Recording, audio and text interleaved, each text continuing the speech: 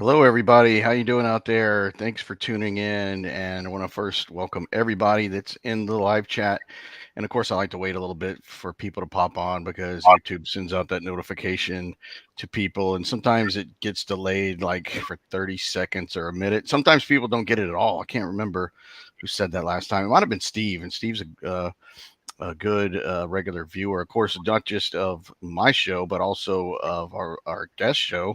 So Steve's a great dual supporter, I'll call him. And I think he had that problem. Or actually, Pedro. I think Pedro didn't get his notification at all. It's a YouTube thing. I don't know why it does that. Like I subscribe to a lot of channels, and I only get like reminders for like two or three, which is really strange. Okay, see, I just got my notification on my cell phone that this show is going live, and it took that long. So that was, hey, Evan, how are you? Good seeing you. So I'll give it just a few more seconds.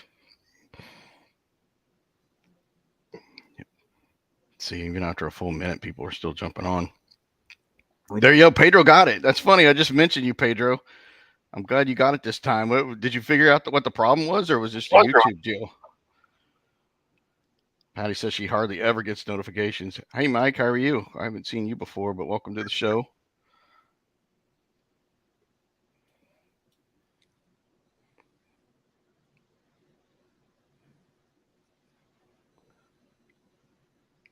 So I usually wait like 2 minutes.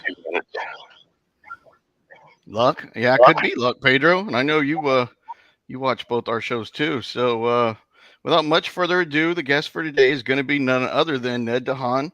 And Ned Dehan is, of course, the host of BBOR, which is Black Box Online Radio, and we'll be talking about that for sure. Ned is also the host of the Zodiac Killer Channel, all the shows on Zodiac Killer Channel. I've been on that show once, but Ned does all the interviews with the experts series on there, and he's also been the voice for all their dramatic documentary Zodiac shows, which is great. That channel's really growing as well. And of course, Ned is also the author of Killer on a White Horse. And I know it probably bothers Ned because it always bothers me when people don't finish the entire title, including the subtitle, which is The Story of the Evening Watchman. And we're going to definitely be getting into this book because if you don't have it, you need to get it. It took me a while to finally get around to getting Ned's book, but this book is fantastic. I think people, it does, if even if you don't particularly like fiction, you will love this book. This is a great story with lots of twists and turns. And if you like true crime stories, and as Ned has said before on his show, it's got elements of the Manson family, some Zodiac killer elements. You can definitely see where Ned coming through this book that he wrote, of course. So don't forget to pick this book up, and the link to it on Amazon is in the description below. So without further ado, I'll be putting Ned in here. Hey Ned, how you doing? I'm doing just fine. Thank you, Drew, and much appreciated for that thing about Killer on a White Horse. No problem. I mean, and one thing I noticed, I got the Kindle too, and the paperback, which is awesome. I'm doing my best Professor Horn imitation, holding up books, which is always a great thing to do. And you wrote this in the Kindle version. I didn't see it in the paperback, but I thought this is great because it was a dedication you did for your book. And it says, "This book is dedicated to anyone who has ever believed, dreamed, or expressed passion, as well as to anyone who felt unsupported, discouraged, or held back in an unfair way. I hope you will feel welcome here." It says, I hope you will feel. I hope you will feel welcome here, Ned. I mean, that was just a great intro into the book. I mean, and just hope you feel welcome here. I think that's the way you've always been, like with me and on your channel and your viewers, is that attitude. Like your catch line, being weird is not a crime. I mean, it's not, because people that are into these things like true crime and things we talk about, Zodiac and these other true crime events, you've really nailed it to opening up to a big group in a kind way. And just kind of like to make another family reference, not a Manson family, but a good family of people that can share ideas and enjoy coming onto your show, because you don't just cover Zodiac, you cover lots of different, very interesting true crime stuff. Like I know you do Missy Beavers, which is really good, and you've done, some of the Manson stuff. You did Maura Murray quite a bit, which I've never gotten into. So I love watching those on your channel. So I mean, first I want to ask you, if you have any new ones coming up, like any cases that you've kind of been looking at in addition to those that you've already covered. Sure, absolutely. I'm going to be doing some regular episodes about the Long Island serial killer that are going to be coming out every Wednesday on my channel, BBOR, Black Box Online Radio. And after I do some episodes about the Long Island serial killer, I'm going to get back to the Texarkana Moonlight Murders and just try to go through that step by step, because I'm sure Drew would probably even agree with this. The Moonlight Murders really have a lot of parallels with the Zodiac case. And is there some type of inspiration going on there, or are these just separate serial killers, one operating in 1946 and the other operating in 68, 69? Who knows how long the Zodiac actually operated. But yeah, that's going to be a regular thing happening on Wednesdays. And on Fridays, I do the Anything Goes Friday, where any subject is fair game. So that one's a little bit more unplanned, but I would like to do some more stuff with Jack the Ripper in the future. So Yeah, I think Ripper would be great. And I love the Texarkana Moonlight Murders. I don't know if that influenced Zodiac or not, but they're eerily similar.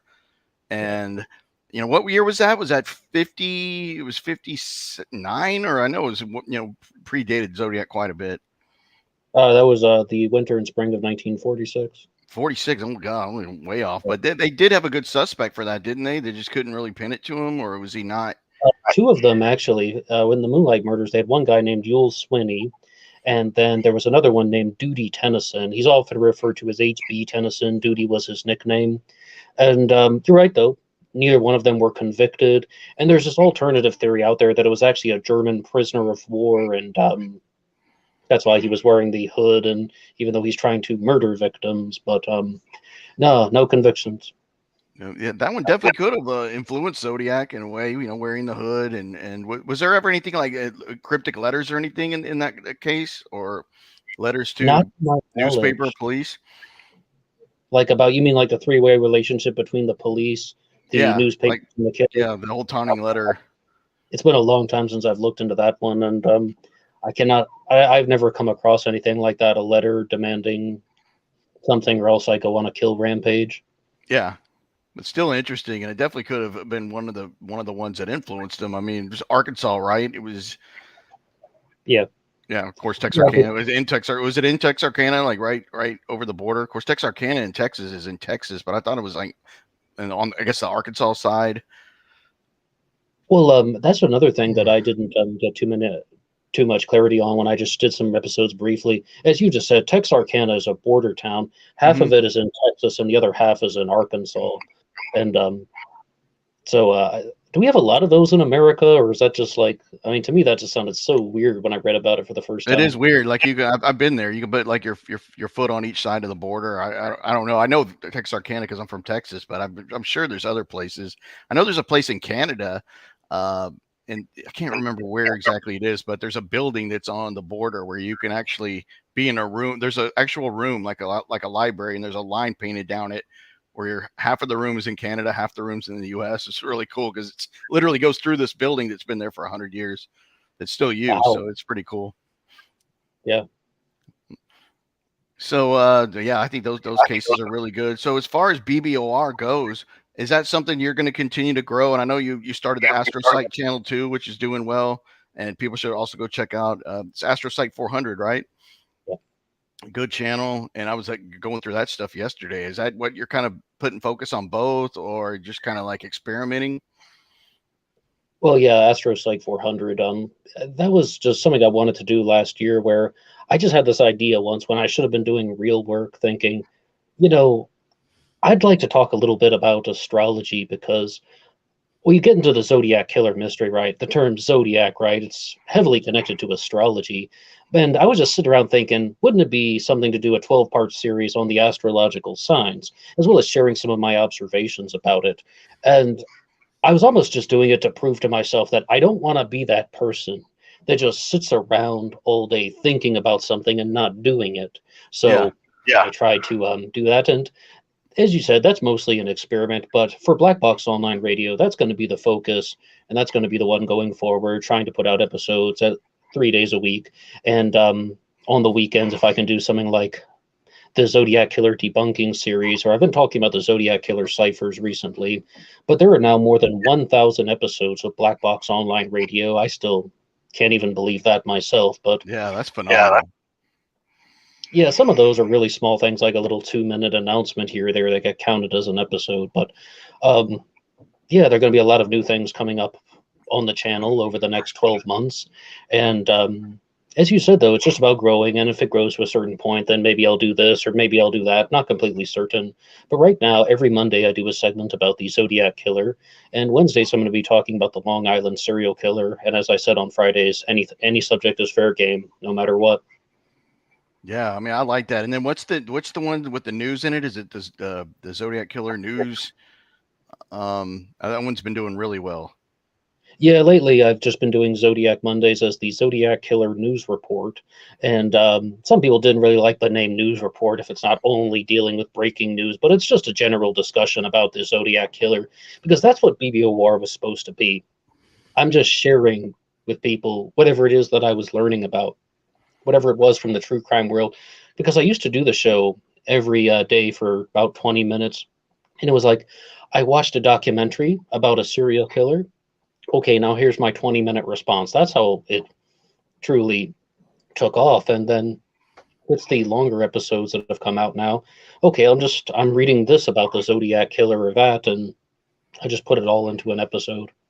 Yeah, I mean, people look forward to those a lot. You know, I know you'll bring up something if something new was found out about someone's suspect, good or bad. Like I know we were talking about um, McDuff as a suspect and some new things that came out on him, and then you'll put that out there. You know, for good or bad, you put it out there because people want to know. I mean, what they're talking about in some of the chat groups that people that tune into BBOR might not know. I mean, you have access to things and you talk to people like me offline that may know something, and other guys, of course, Ross and many other people that you might know of first. So when you bring it forward on your channel to be the first time anyone's heard of it, you know, like, oh, we found out this about this new suspect, or, a more suspect McDuff or anybody's guy, this just came out, or, all this Gary Post stuff. You did one of the earlier shows on Gary Post that was really interesting. And it's always good because I know when I get inspired to do a Zodiac video or a Zodcast, I always go to BBOR first, no matter what you're talking about.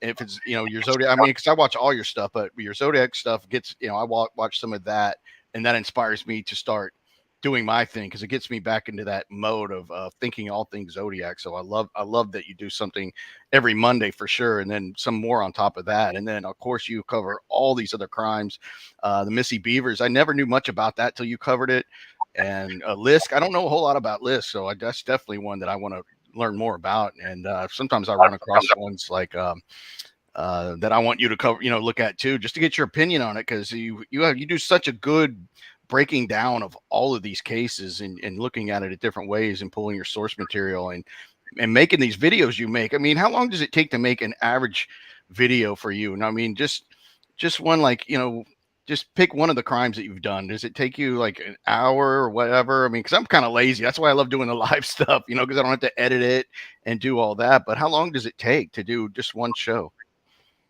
Well, for the longer things like the Zodiac Killer news reports, which lately have been running about an hour, maybe there's about 3 or 4 hours that go into that, and that is just the creation of the video, of course, because as you said, Drew, a lot of this is like I learn stuff from other people. People send me things that they want to share with the audience on Black Box Online Radio, and there are things that I genuinely find myself when I'm reading through this or that, and maybe 4.5 hours goes into that for the longer episodes, and that's why I've been tempted to do some more of the retro stuff, which was just like the BBOR logo with some sparks floating in the background. That I can definitely create in less than an hour, but no, I like doing the longer things with the imagery, and Yeah, I do too. I mean, I love your captions in the back. I just put one up now, and I think this is from Lake Herman Road in the car and the flashlight. Looks like the Rambler. That's has always been one of my favorite ones that you put up. I yes, mean, just as your that one BBOR slides. I love those. that one was actually made by Richard Grinnell of ZodiacCiphers.com. He sent me several of them for the show. Numerous Oh, that's people. fantastic. See, I didn't know that. See, people are learning something new. That's great. Yeah, Richard does great work. What an awesome resource he is in his website. But man, good job, Richard, because I took one of my favorite. I love them all though. I love every every one of those that you put in there, those slides. For BBOR and the other ones you pick up just to follow along with the show, because it really helps people to stay engaged with it.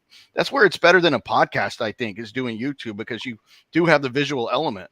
Even if you're not showing a whole lot of things, people can still follow along visually if they want to or not. And if they don't want to follow the visual, you could still just listen to the audio. Like I think you put yours. Don't you still put yours on like a podcast format?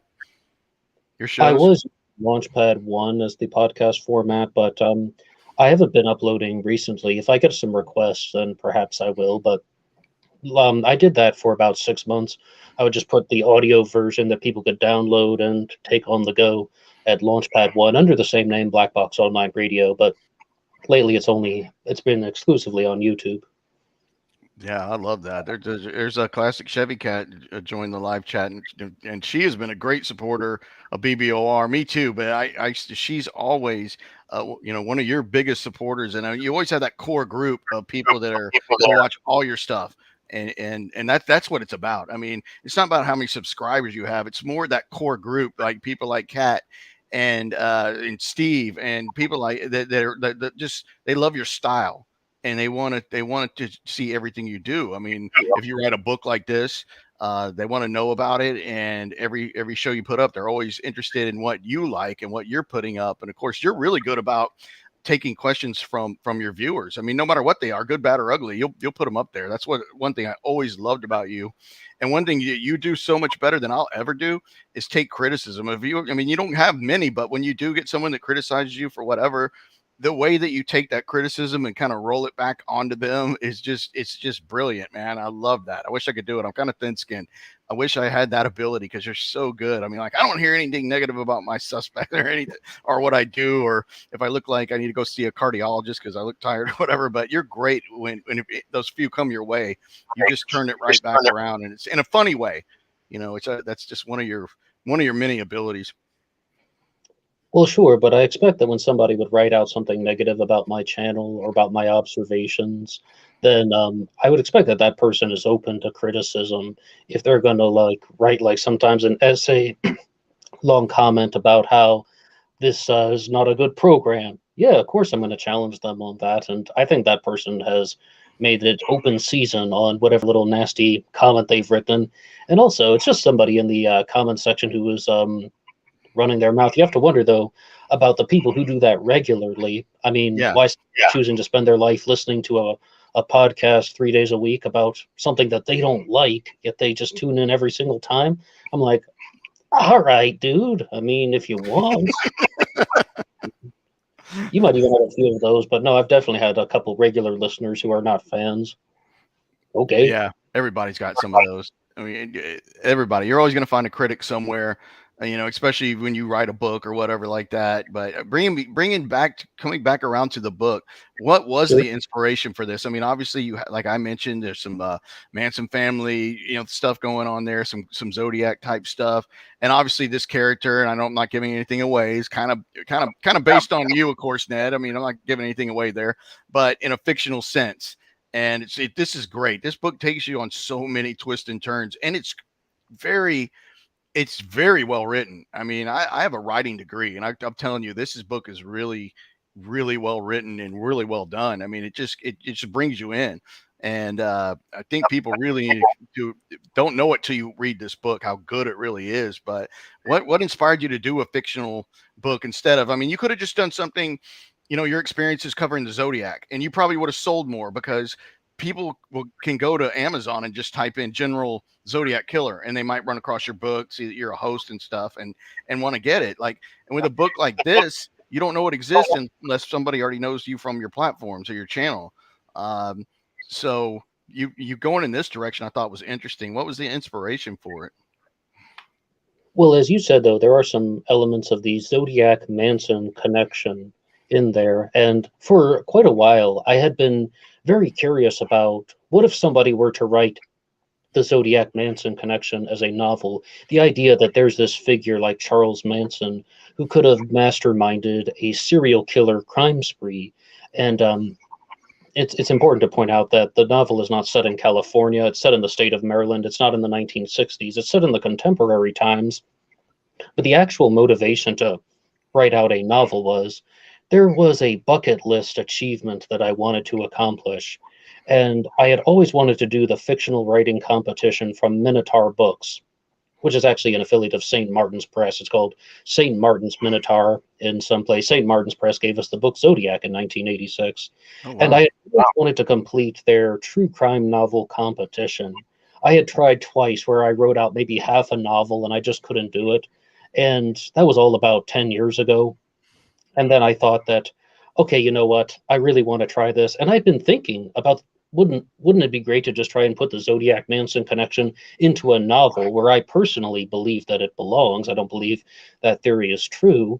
But in the fictional world, you can say stuff like that. And as you said, though, about how a character is based on me. All of these are fictional characters. I mean, Mhm. that's the thing that I really wanted to do with the book. I didn't want it to be about even the victims because I don't want to make light of anybody's actual real life suffering. So I decided that in 2020, anytime I had a day off, on a day that I wasn't working my day job, I'm going to write one chapter. Because I think it was Studio Steph that asked me the question when I released the book. Um, how did you have time to write a book and do BBOR and, as you said, work on the Zodiac Killer channel and their documentaries? It was just that every day off, write one chapter, and I did, and that was the finished result. And I didn't win the Minotaur Books crime novel, so that's why I ended up releasing it by myself. And anybody can get it at Amazon.com. Killer on a White Horse: A Story of the Evening Watchman. Yeah, I have the link there. That's a really, really great book. It took me a while to get around to getting it and reading it, but it's fantastic. I really like it. I mean, you wanted to do some writing. Uh, you thought about doing it in the past, right? Because I know your background. I mean, you're an academic. I mean, you have a lot of education. So didn't you teach in China? Yeah. That's amazing. I mean, you've traveled everywhere. I mean, look at these different places you've been. I mean, I think a lot of people don't even know that about you. Uh, how many places that you've traveled and the things that you've seen. I mean, you could write about that. It'd probably be fantastic. The different people you've encountered. I mean, were you teaching English or were you what kind of subjects? Yes, I was an English teacher in China for 6 years. 6 years. Subject, You lived there the entire 6 years, or did you go back and forth or commute, or how would that even work? yeah, I would come home every year for a little while, and even one year I spent 6 months in America. So I wasn't in China the whole time. That was actually over a period. Let's see, yeah, that was just about maybe over a period of 7 8 years, but and then six of that was in China. But yeah, I was coming back to America frequently. So were you fluent in Mandarin or pretty good? I mean, that's one thing I could probably never learn. I could live there 30 years and I wouldn't pick it up. I know like 4 words knowing me, but did you pick it up? Yeah, yeah, but out of the group of friends that I had, I was the worst Chinese speaker out of all of us. But I guess it wouldn't be too when you're teaching English. A lot of them already know some English. I guess that makes it easier when you go to these foreign countries like you have.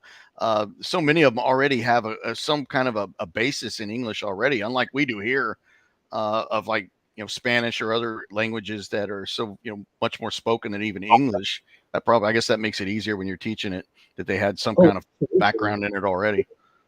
and even if they don't have any understanding of English, I would still only talk to them in English, and I would tell people that I don't speak Chinese, and it's kind of true. I really don't. I mean, it's just like I said, like I was the worst learner. I am not good at learning languages either.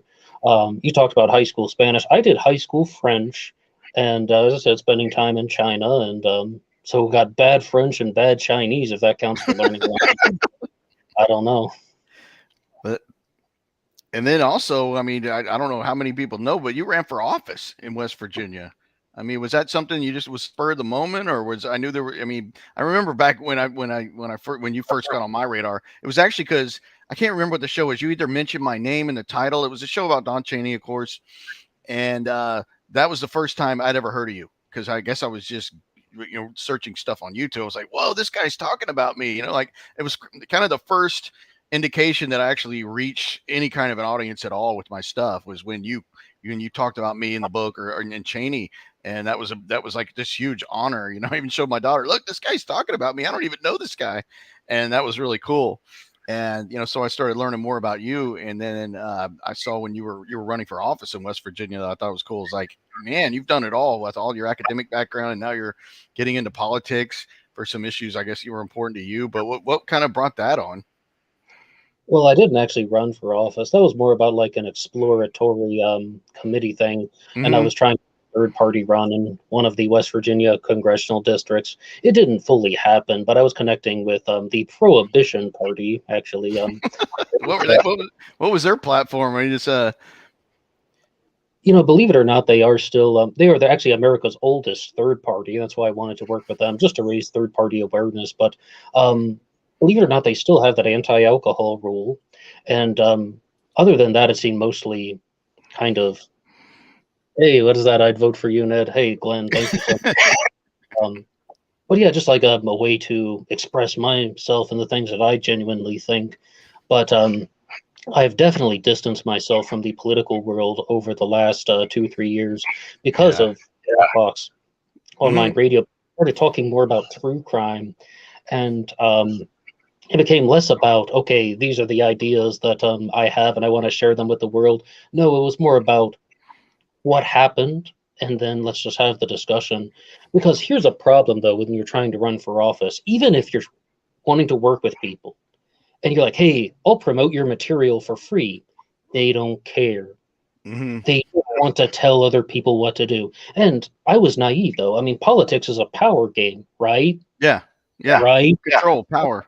But they would care about their own message. No.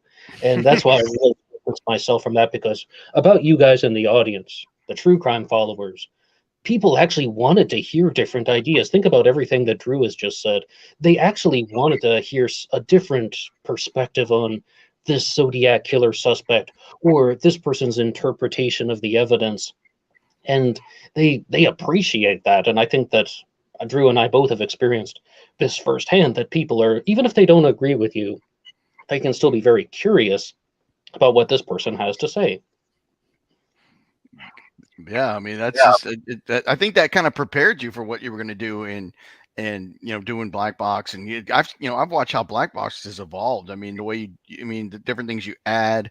You're good about doing things on certain nights that I love, and then you do the little captions in the bottom that say, okay, at 8:03 into the video we're going to talk about Zodiac.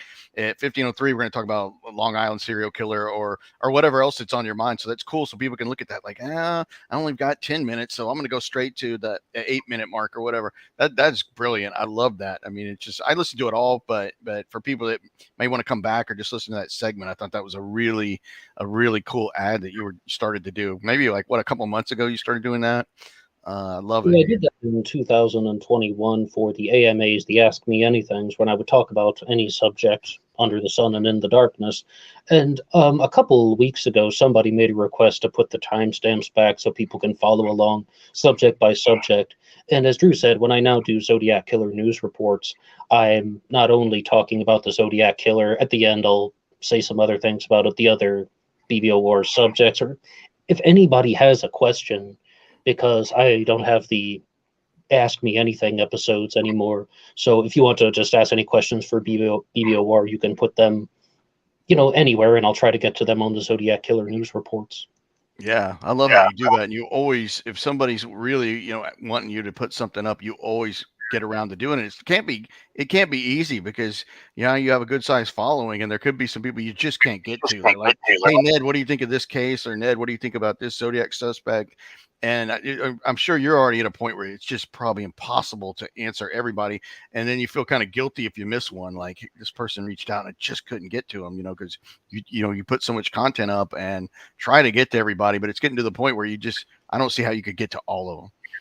Oh, yes, you're right, Drew. I can't respond to every single question that I got. But back when I was, sitting around thinking about what would it be like to start a YouTube channel, I thought, what would it be like if I just would answer any question, if no matter what somebody would ask me, like even if they were to say something like, "Why do the Cleveland Browns suck?" Then I'll do an episode on it. No one's ever asked me that, and the Browns have really improved. I don't know if you saw that over the past couple years, Hmm. but Yeah, they have absolutely. But I would answer any question that people would throw at me. Hmm. But you're right now. They're just there are too many that I'm getting, and a lot of them have been covered in previous episodes already. But sometimes you can respond to somebody directly and go over the same material more than once. I don't mind that at all. Yeah, I loved it. And then, of course, not too long ago, going back to Zodiac, you ventured into the Z32, which I thought that's a noble effort. And I like what you did on that. And I wanted you to talk about that a little bit because I'm thinking, with David Ranchak out there and stuff like that, of course, they always say, man, those other Zodiac ciphers are just too short. There's so many other um, combinations and messages that could be hidden, that could go into, there's just too many possibilities for these shorter ones to I guess get pieces out of. But you took a good dive into the Z32 as they call it. I mean, what made you really start digging into the Z32? And I know you kind of did it with like, hey, this is some stuff I found, but your viewers and me, I mean, we're thinking about this like this actually looks pretty dang good. Well, thank you there. I don't know about pretty dang good, but I did an episode on BBOR about the Z13 cipher, and I was planning to just do another episode about the Z32 cipher. The Zodiac mailed four of them: the Z408, the Z340, the Z13, and the Z32. The Z32 is the final one. And just as I was reading up on it and trying to put some things in my mind for an episode, I got back to some of my original observations about it. The first two lines heavily resemble the words California and North. The Zodiac Killer operated in North California, Northern California. And I had always looked at the bottom and really thought of the two particular words that you can see there: division and vehicle. Like you can see the V, the H, the CEL. And I really began to explore the possibility of, is this just hiding in plain sight? Because, I mean, you said that something from David Aranchak about how the small ciphers, like the 13 symbol cipher, Mm-hmm. the 32 symbol My name cipher, is. I 100% agree. Because as you see here, there are only three symbols that are used twice: the C, the O, and that triangle, which is the delta sign. So says me anyway. I mean, it could just be a triangle. But I really looked at the first two words and saw California North and then vehicle. And then I began to think about the words division of vehicles. But like, what would be a place name that would have a division of vehicles in California? And then there's the PWD at the end that I wasn't personally using in my solution. I was like, could that be an abbreviation for a location? So I thought of Petaluma West Division. I'm a West Virginian coming to you from West Virginia. I Mm-hmm. had no idea about any of these places. I just put Petaluma West Division into Google, and it turns out there's a place called Division West Petaluma, but Petaluma is the city name. They have an East Division and a West Division, so you can write it Petaluma West Division. Now, the part of my solution that I admit seems kind of odd is that it says D of vehicles in Drew's graphic there. Yes, because that could be of Department of Vehicles or of Division of Vehicles. Yeah, Even I anything. admit that that's an imperfection, or as I said on BBOR, something I heard from David Auburn, the playwright, it's lumpy. Like I can see where it's stitched together a little bit, but I'll share some more stuff about the cipher in future episodes, and maybe there could be a way to smooth out some of those details. I like it. I mean, it makes sense. I mean, because this just ties nicely into the Mount Diablo and where he's going to set the bombs and this kind of thing. And if he wasn't going to reveal his name, why not make something that could be a little more simple than the people are looking for? Maybe people are overthinking these smaller ones. But wait, Drew, that's something that's very good because a lot of people have been looking at the Z32 and they're trying to find the killer's identity. But if we just read this graphic here, it says the map coupled with this code will tell you where the bomb is set. This is about the location of a bomb. Right. And I personally believe that the Zodiac killer put his identity into the Z13 cipher as opposed to the Z32. And we don't have a solution yet to the Z13. It's possible it could be a dud or it could just be Alfred E. Newman. What's that? Or Alfred E. Newman? Oh yes, that was from Tyler Grover, YouTube user Tyler Grover, who suggested that the C13 cipher begins with three letters A, E, and N, and Alfred E. Newman was the mascot of Mad Magazine. It ties into the Zodiac's fascination with comic books, stories, magazines too, and music. Yeah, so it's possible that that's just the answer. Yeah, but I like that. And if Dave Aranchek's watching, we want to know if at least if you wouldn't rule out Ned's solution would be really cool, and a claim to fame that you just that someone like Dave wouldn't totally rule it out. I think would be cool.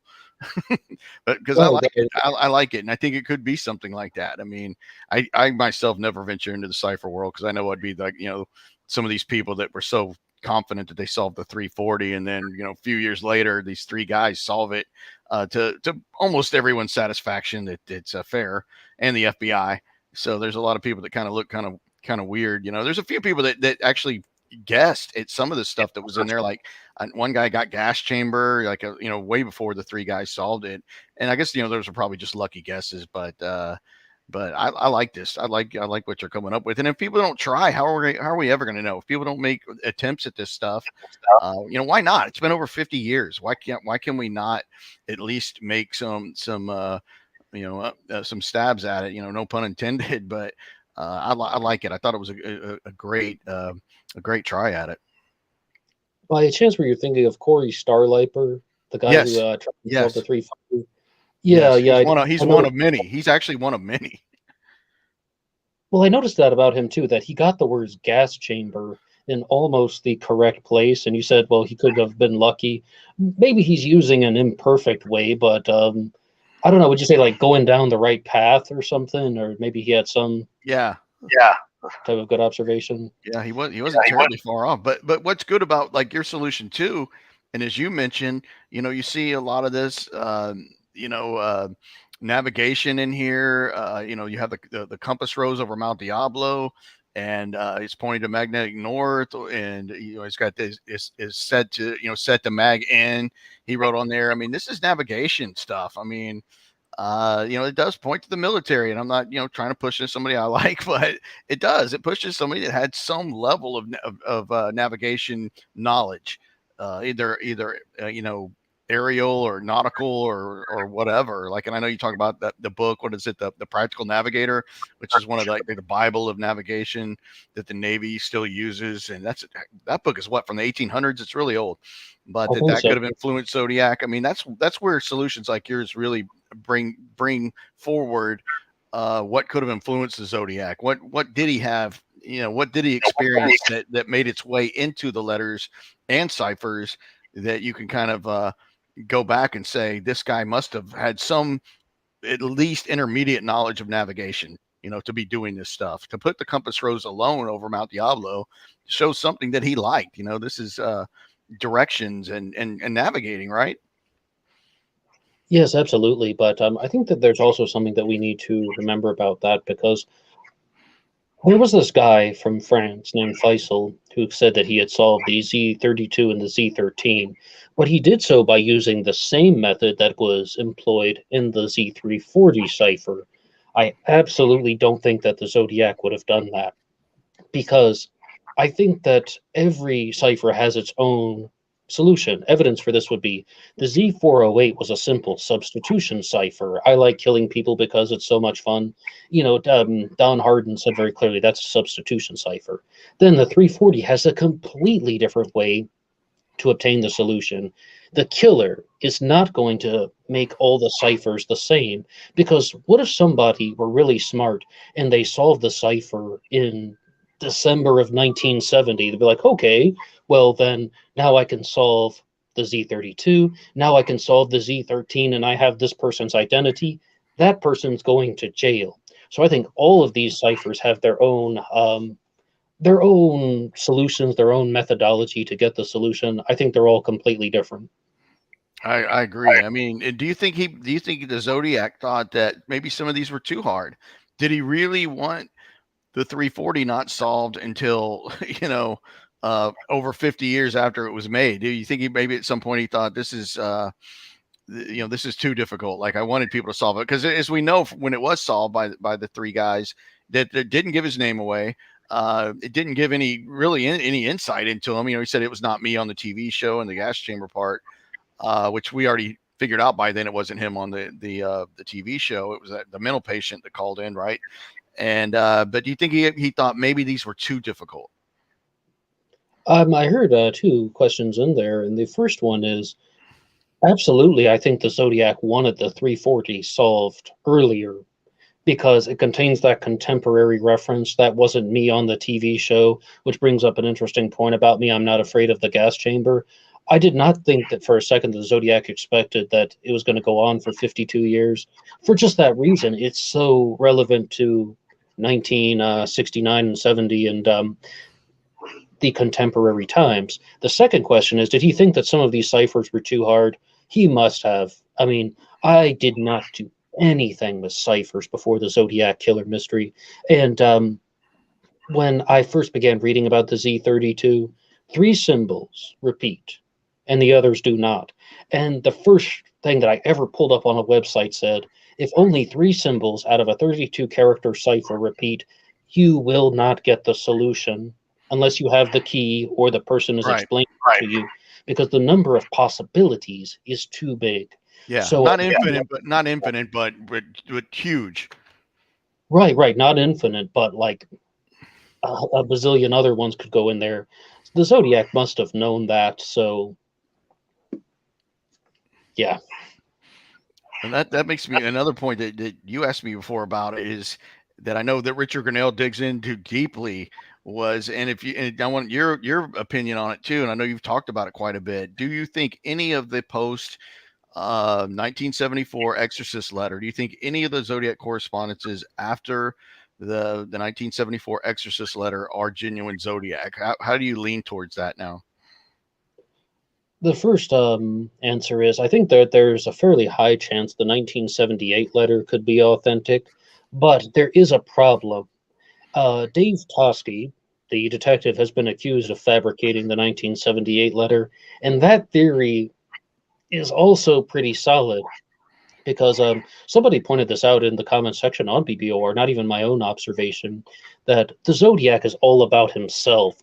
I this, I that. That's what Don Harden said, right? This guy's so full of himself. The first word in the Z408 has to be I. But the 1978 letter gives credit to Dave Toschi. That pig Toschi is good, but I'm more better, something like that. Some lousy grammar follows that. But yeah, I do think there's a big chance the 1978 letter could be authentic. However, after that, I am not convinced at all that anything post 1978 was actually the Zodiac Killer. The card that I'm the most curious about is the 1990 Eureka card. Yes. There's the snowman with the Groucho Marx glasses. I think the penmanship on that one is very similar to other Zodiac communications, but that's where I stand. I really don't have any of the non-canonical crimes or the unconfirmed cards and letters, other than the 78 letter, what I said just now. Yeah. That's really it for me. Yeah, Eureka is interesting. Of course, you have the Chester Clark Klingle on the post office box that matched the keys that were photocopied in that correspondence. And then I think that card came out right after Paul Avery's death. I can't remember, or maybe somebody thought they were trying to commemorate that. I don't. There's something that I thought was kind of interesting, but Klingle really didn't go anywhere, and he didn't really make a good suspect. I guess he was looked at. I don't know. Kind of a strange life he had, if you look at it. He had his son got killed in a car wreck. One of his wives got killed by, like, I don't remember, some kind of animal running down the road, jumped through the windshield. Really weird stuff happened to this guy. But I guess police looked at him as a Zodiac suspect because of that tie-in with that Eureka card, but didn't seem to go anywhere. But that's another deep hole in this case that you could never come out on the other side. Okay, but you did say something about Richard Grinnell and ZodiacCiphers.com, and absolutely amazing website, right? But he has also talked about how the 2001 card could be authentic. And I get curious about these things because, example, the 2001 card says, "You thought I was dead, no way," something like that. I'm paraphrasing. And I think that is almost perfect Zodiac language. That's exactly what Yeah. the Zodiac killer would Like say. it's similar to "I'm back with you." Yeah, yeah. And it's also like I can definitely buy into Richard's theory about how somebody committed 5 murders in 1968 and 69. And now he has the world's attention. Now he has California's attention, even if not the world. So he doesn't need to commit any more crimes. He can just write in these letters because that's what it's about. The Zodiac killer is not about murders. The Zodiac is about letters and attention and like everybody look at me and for some twisted, demented reasons. Um, Absolutely disgusting and despicable behavior.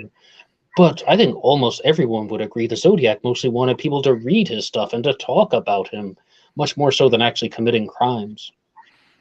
I think he probably wanted some credit for it too. I mean, that's why I go back to the fact if that's why I'm really interested if there's ever anything that would to be like definitive that a post 1974 correspondence would be proven beyond the shadow of a doubt. Outside of DNA, but just something like this is as believed as the Exorcist letter is, even though the Exorcist letter is not even 100% among a lot of people, but I'd say what 90s, but it's mostly believed as authentic Zodiac. But if you get into these later correspondences, 1980 and beyond, it starts begging the question: would the Zodiac have known that the police were looking at this guy Arthur Lee Allen in mid 1971? I mean, not even maybe they had no idea that he was interviewed in '69 after Lake Berryessa, but would the Zodiac, especially if he's local, still in the Bay Area, wouldn't he have some, if he had any knowledge, like some people think that with the police departments, or if he was ex law enforcement like Joe D'Angelo, would he have known that this guy Arthur Lee Allen is being really looked at hard by multiple agencies and thinking, man, I don't want this pedophile over 32 Fresno Street getting credit for my creation. I would think that he would have said something in a letter or a cipher saying, I'm not the big guy on the 32 Fresno. I mean, that's just one of my thoughts on it. I have no idea exactly what the real Zodiac killer was thinking about that, and about even Allen being referred to as Robert Hall Star in Graysmith's '86 book. And I mean, obviously he would have been aware of that. And yeah, that especially if he made it by the time the book was published. Yes. Yeah, if he was alive when the book was published. Right. if he was alive, right, there's a high possibility the Zodiac had already passed away, maybe went to jail for something else. And I do want to be very clear about something, though, about these post 1974 letters. I said the 78 letter has a high chance, and I said like the Eureka card or the 2001 card. I think maybe the 2001 card has like a 10% chance of authenticity. The Eureka card, maybe 45%. That means the majority. Absolutely, I don't overwhelmingly think that they were by the real killers. So there really isn't a lot of evidence that the actual Zodiac from the 60s was still around at all. I mean, if he were a military person, he could have been stationed elsewhere and just left the Bay Area. Or, as Mike Morford was talking about recently, maybe he had just put this persona behind himself. And yeah, I think that's probably right. If I had to guess, and of course we'll never know, but it just seems like it was a character in a way, like the Mikado or the Lord High Executioner, if he kind of based himself on that, and then he just decided to close that. well, I'm really surprised you'd say that, because I thought you were going to say that the Zodiac isn't saying anything about Arthur Lee Allen because the Well, of Zodiac is course, Haney, right? And he I'm doesn't trying to want. think. I'm trying to think both ways. Oh, okay. But that's what I thought you were going at, about how the reason why there's no mention of the '86 book or the Arthur Yeah, Lee Allen being investigated is that's all what Don Chaney wanted, right?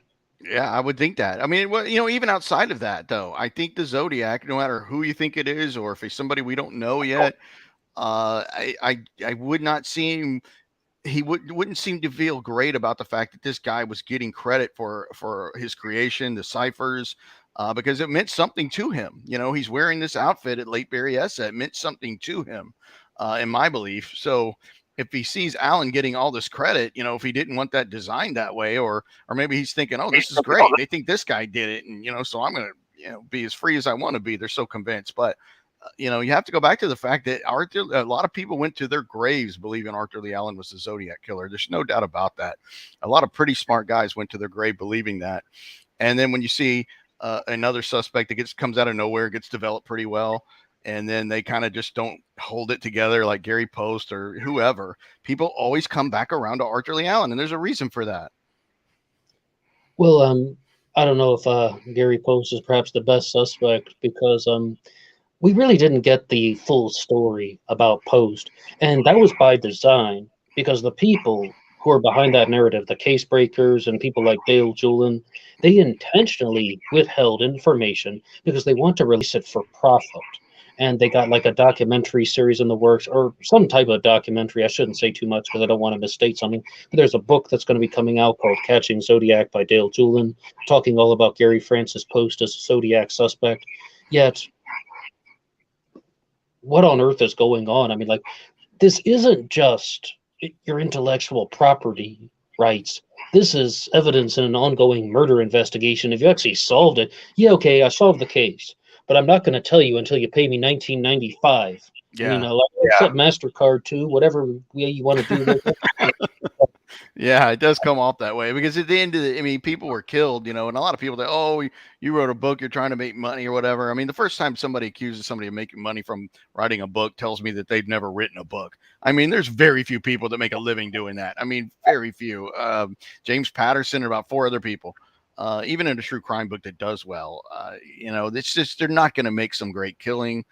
No pun intended, but they're just not. So, most of everything, even in my book, you can find it with, I'm not a big reader. I loved reading your book. It's really good and a good size, but for people that don't really like to read books, you can find everything on my channel or other places that, if there's a discovery, it's all there for free on YouTube. That's the beauty, the beauty of YouTube. The thoughts and ideas are there. But if you want to buy, somebody's work and, it's a nice package, you can hold it and stuff. Yeah, there's a production cost and, a lot of work goes into this stuff, because you did it. So I think people need to not be so quick to jump on, oh, you're trying to make money off of murder and all this kind of stuff, especially when it's already out there. But yeah, it looks really disingenuous when you won't tell anybody what you've got until they buy something.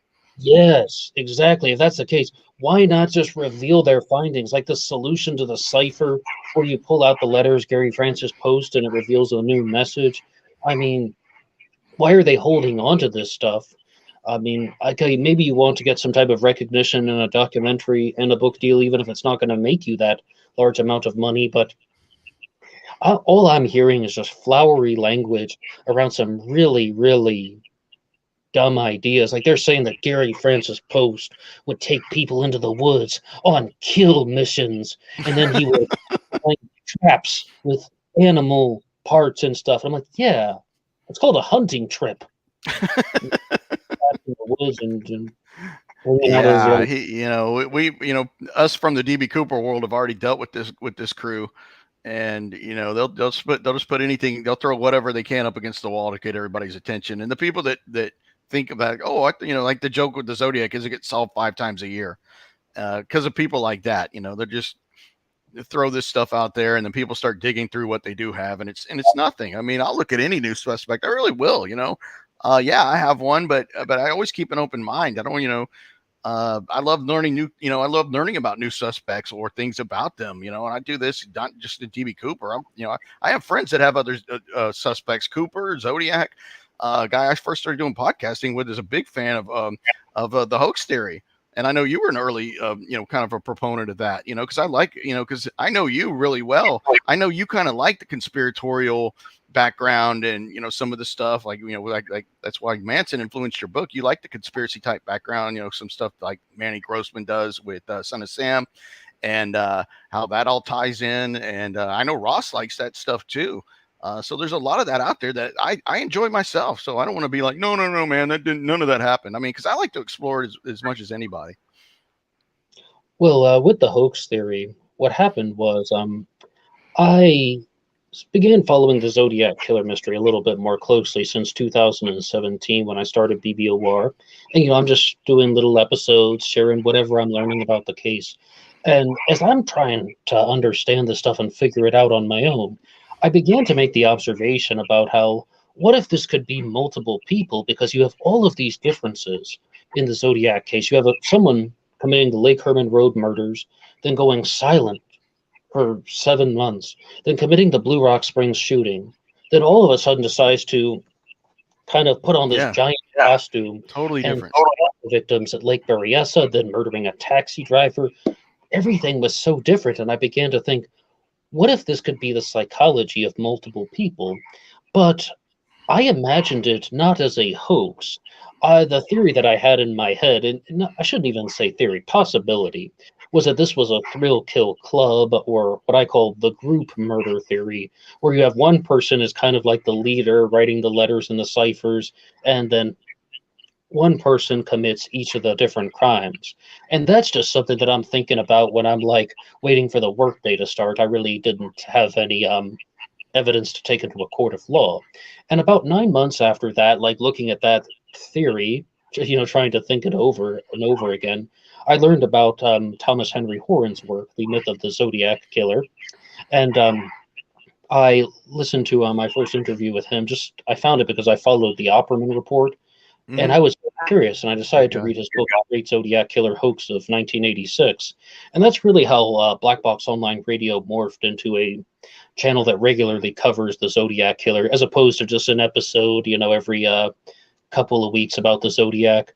But I did a Zodiac Killer book discussion, and I've been hooked in ever since. The hoax theory, I'm still curious about it. I always want to hear more. But a lot of things could be explained by a single killer. And that's something that's a big difference between Professor Horn and myself is I was curious about multiple killers. I said it's a possibility, but I always had to say that one person could have done this. Yeah, it's still possible. That says you can't change the way that you're committing crimes. Someone committed a crime in a different way because he didn't want to get caught. Is that just the answer to all of this? Or as you just said about the Mikado, someone's like wearing the Lord High Executioner hood. Does that have meaning to him? Or does he want to try and recreate some type of twisted fantasy? There could be very, very basic reasons why there are differences in the crimes. So I think that's where Horan and I kind of split paths, because he's completely sold on the hoax. I just thought it was something that was curious to explore. Yeah, I always liked elements of it. I mean, before I even knew him, people asked me, oh, you seem to know the case pretty well. Why don't you debunk it? And I was like, I don't think it needs to be debunked. I mean, personally, I kind of like explanations like that for crimes like the Zodiac, where you don't have any fingerprints that tie any one of the two canonical crimes together.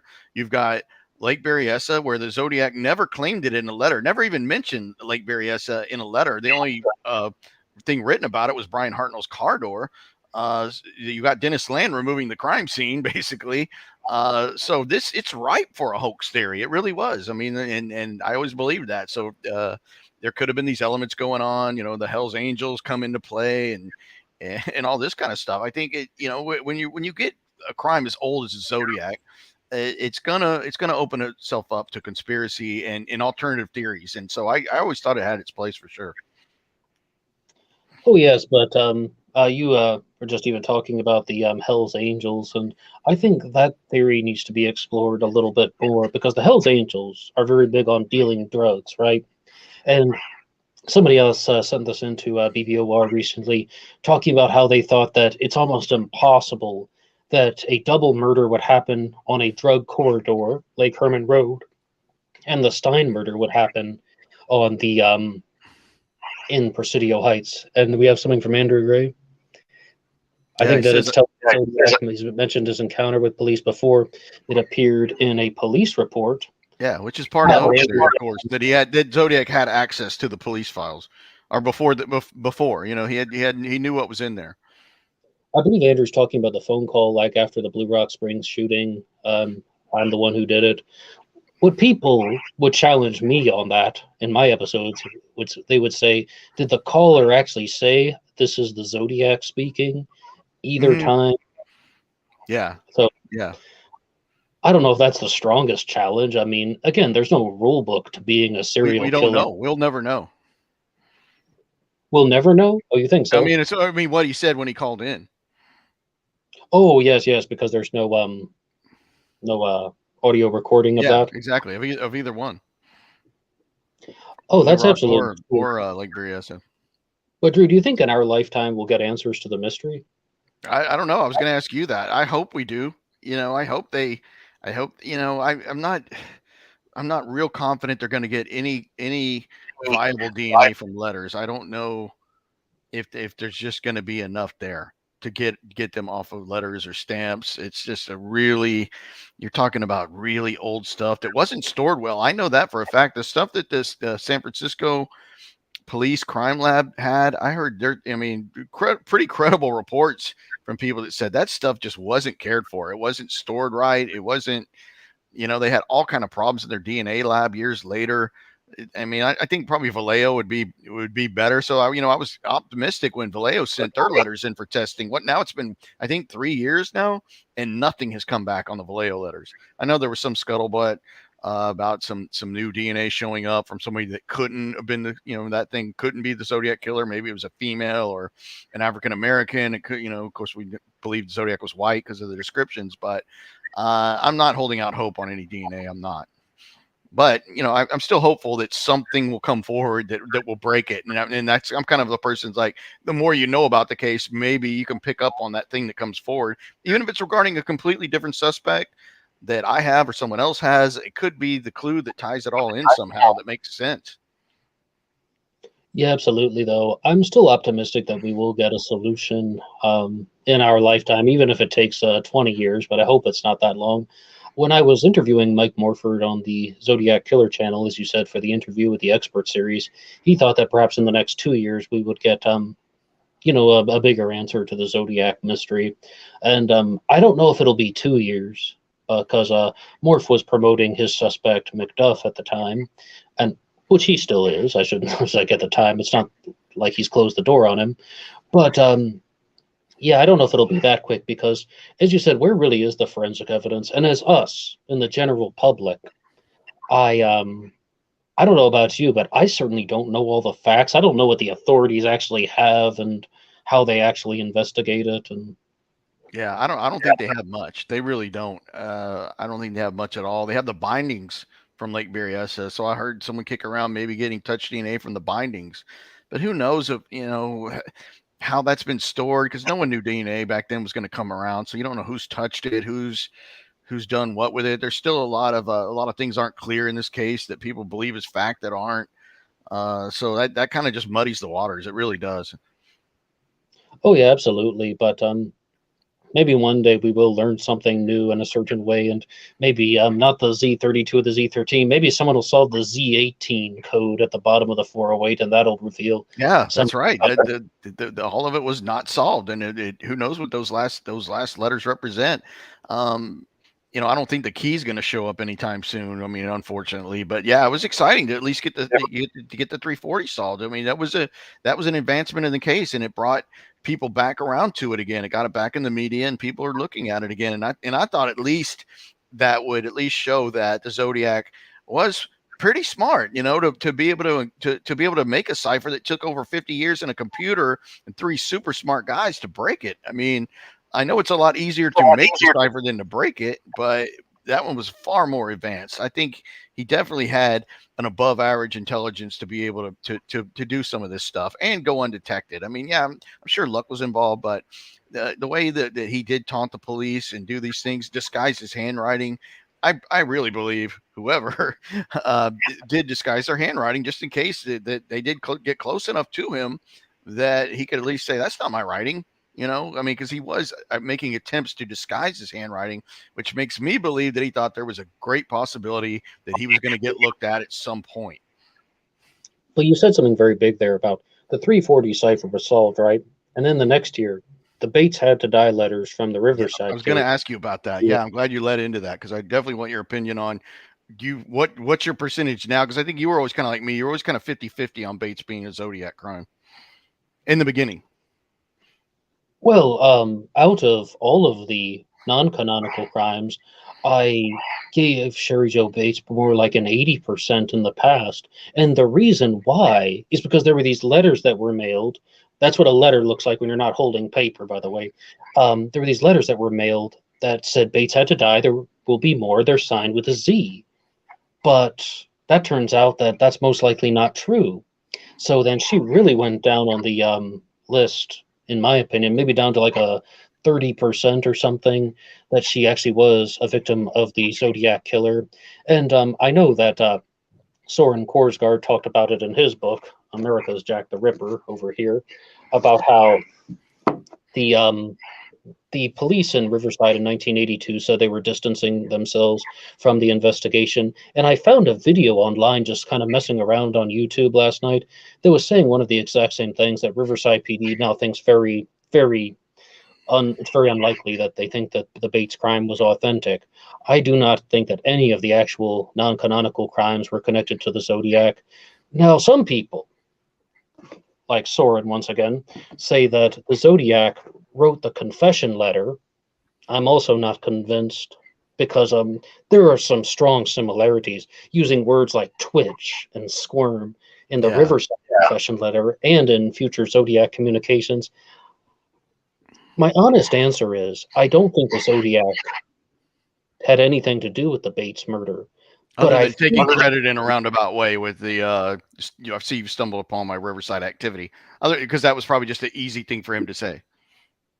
That was an easy thing for him to say, but it's also, I think that he was very familiar with the case, maybe from the newspapers, or maybe he actually lived in the Riverside area, so to speak. And but I just don't think it was the same person. Now, I am somebody who doesn't constantly doubt the authorities and think that Classic Chevy Cat says not sure about Kathleen Johns either. But I'm not someone who doubts the authorities and thinks that they're always lying to us, or no, it was the Zodiac. They're just not saying that because they want the real killer to come out into the public. I really just don't have that type of mindset. I'll accept their statement until proven otherwise. Yeah, and another person that's a real big believer in all the non-cons is Michael Cole, which I thought had I love his theory. How the ratings laid out, and the Zodiac was searching for a crime scene or a time that could line up with the radian, and that makes a lot of sense. But he is seems to be a huge believer that every crime attributed to Zodiac was Zodiac. I mean, Richard Radicek, the officer. Of course, Gaviota Beach, Sherry Joe Bates, big time, he believes. I mean, Kathleen Johns, like Kat just mentioned, was 100% Zodiac. I mean, hey, Kathleen Johns would help me because she saw kids' clothes in the car, okay? If he wasn't selling kids' clothes for a living, he's got young children, and there's not many Zodiac suspects I know of that had young kids at the time. I can only think of one offhand, but I don't think I agree with Kat, too, that I'm not a big believer in Kathleen Johns. I mean, somebody seems to have burnt her car out, but she's just unfortunately a terrible witness. But even with that, though, the Zodiac didn't abduct victims. True. He was almost too cowardly for that. The bodies are not really handled post-mortem, with the exception of moving Paul Stein's body in the taxi cab, which you can only guess is to get the wallet and the keys and cut the shirt. But it was Tom Voigt, of all people, who pointed out, how do we know the exact order that things were taken in?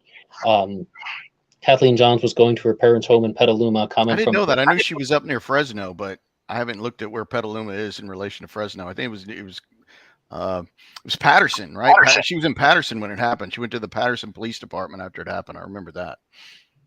But I don't believe that was the Zodiac killer. And okay, she saw some guy that, number one, looks like the composite sketch. Number two, looks like Lawrence Kane, and those two things nothing alike. Yeah, she ID'd like 16 guys or something. I mean, I don't know, it wasn't that many, but yeah, people that look nothing like each other. Because Larry Kane looks nothing like the sketch. Thank you for saying that. Can we finally just move on from that little showpiece that they put out? And no, it's really an elephant in the room with Lawrence Kane as a Zodiac killer suspect. He doesn't match a lot of the physical descriptions, and he's on the shorter side too. Not like I'm a super tall. 5'8". Yeah, about that, but I'm also 5'8", so I can't relate to being average height or shorter. I used to be 5'8". Now I shrank. I think like 5'7 3/4. I think when I got like over 40, I started shrinking. But do people But ever think you're 6 feet tall, Drew? no, never been mistaken for 6 feet tall. Well, it's hard to push a 5'7", even a 5'8" It's suspect. it's And it's like really this, like, hard. It's really hard. Kane was, yeah, he was 5'8". He had a heavy Brooklyn accent, and it's like, how do suspects, like, on the flip side, how does Ross Sullivan take over the internet when he did? I mean, I was just getting into this case, and this guy's everywhere because he looks like the sketch. He was a big guy. I mean, he was big. And there's all these things that spin about him, like his brother believed he was Zodiac, which turned out not to be true. I know he had two brothers, and that Tahoe 27 talked to one who said, I never thought for a minute this guy could be Zodiac, and told her some stuff offline that kind of ruled him out totally, but this guy was the top suspect on Reddit for like a year or more, right? So people just run with somebody for no reason. well, but I think you did cite the reason. It's because Ross Sullivan heavily resembled the composite sketches after the Stein shooting. But that's really it. He was 6 feet 2 inches tall, 300 300 pounds, pounds. too big in all the dimensions. But the people also zoned in on the fact that he was very weird and creepy, and he would write creepy poetry. Was And at Riverside. yeah, he was at Riverside. But as I just said, I don't think the Zodiac killer murdered Sherry Jo Bates. So again, if Ross Sullivan is at Riverside and you eliminate the Bates murder, well, Yeah, how he has no stool. And then, he did move to Northern California, but he was never in, Vallejo areas or Benicia or even the San Francisco. He wasn't even near there, and he wasn't even said to have had a vehicle at the time of the murders. I think there's one account that he was even in some kind of mental institution or place at the time of, I think it was Lake Berryessa. So there's a lot where there's so many. You didn't walk to Lake Berryessa, that's for sure. Yeah, but that just goes to show you, though, Ross Sullivan was some guy who had a rather tragic life. He was dealing with not only mental health issues, but also physical health issues when he passed away at 77. And it's it's just very sad. But was he the Zodiac? No, I don't think so. And people like to talk about him online, but I think that that's all it's going to be. And now I do have a question for you, Drew, because I've noticed this on BBOR. Some suspects are just popular for a little bit, and they're kind of like these trends where the media just goes up and down. Like there's an explosion of people who are curious about Ross Sullivan for about 6 weeks, then about Lauren, then about McDuff, like last year when and post for a lot of people that weren't really, didn't know any better. Right, but it's almost like a fashion trend, so to speak, and it becomes popular to discuss this particular suspect, who most likely had nothing to do with the crimes at all. That's true. I mean, like I always say, when these guys come out, and it's just not confidence. It's just really, they always come around. They always come around again to what's really there. That's why I do like Arthur Lee Allen and Cheney connection, because they were doing something was going on with these guys. I mean, there's no way around it. They play into this case somehow. And think about it. Without Don Cheney, you don't have the Zodiac case in the form you have it today. Without Cheney, you don't have the Graysmith book. You don't have the Fincher film. You don't. Somebody had to give this information about Arthur Lee Allen that totally created this huge monolith of a case. Without Cheney coming forward about Arthur Lee Allen, we are not looking at a case that's even a tenth as popular as it is now.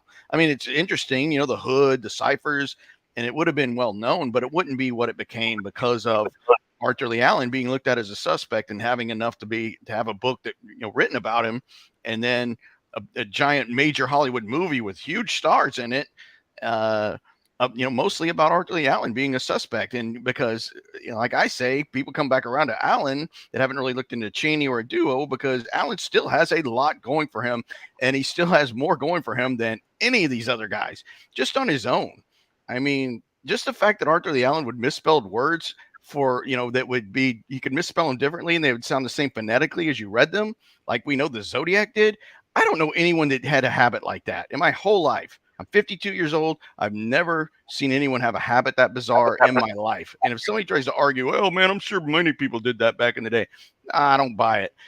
That alone is staggering. And then when you add in the Zodiac brand wristwatch, where the cross circle logo comes in with the name Zodiac, was very uncommon to have both the logo and the name come together.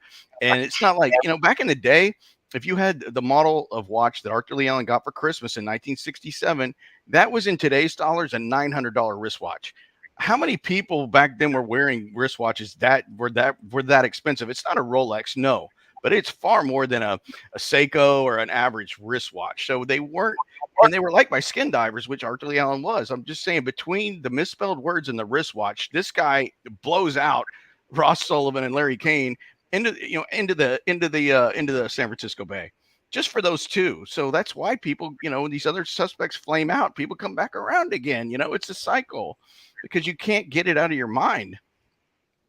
Oh yes, but you said some good things about my book. I also have your book here, Sighting In on the Zodiac Killer by Drew Beeson.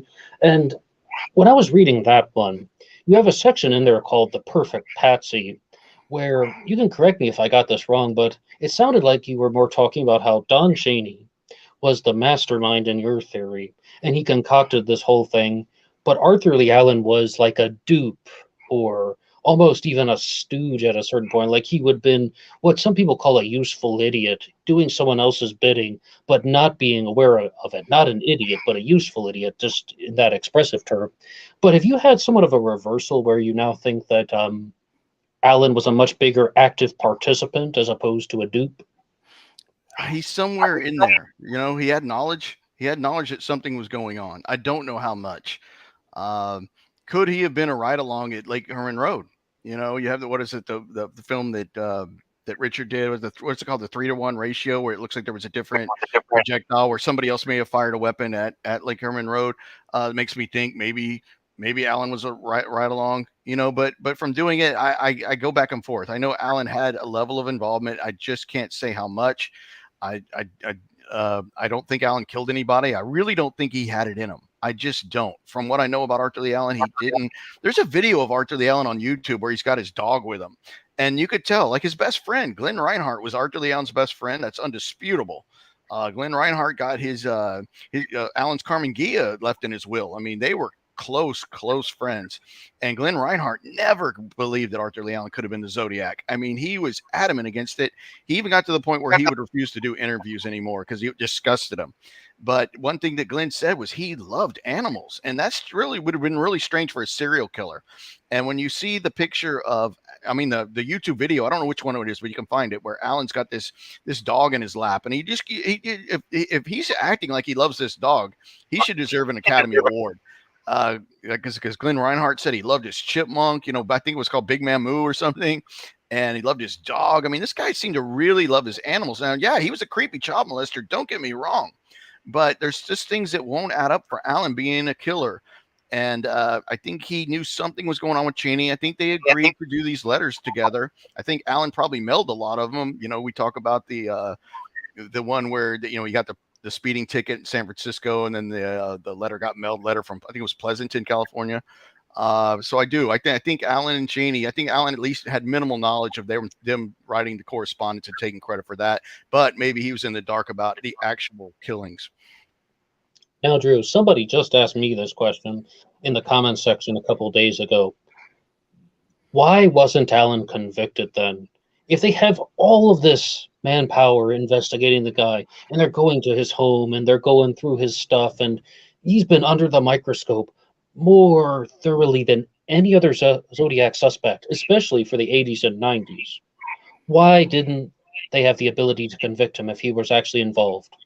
Because they didn't have that smoking gun, literally smoking gun, or a smoking gun piece of evidence. They didn't have it.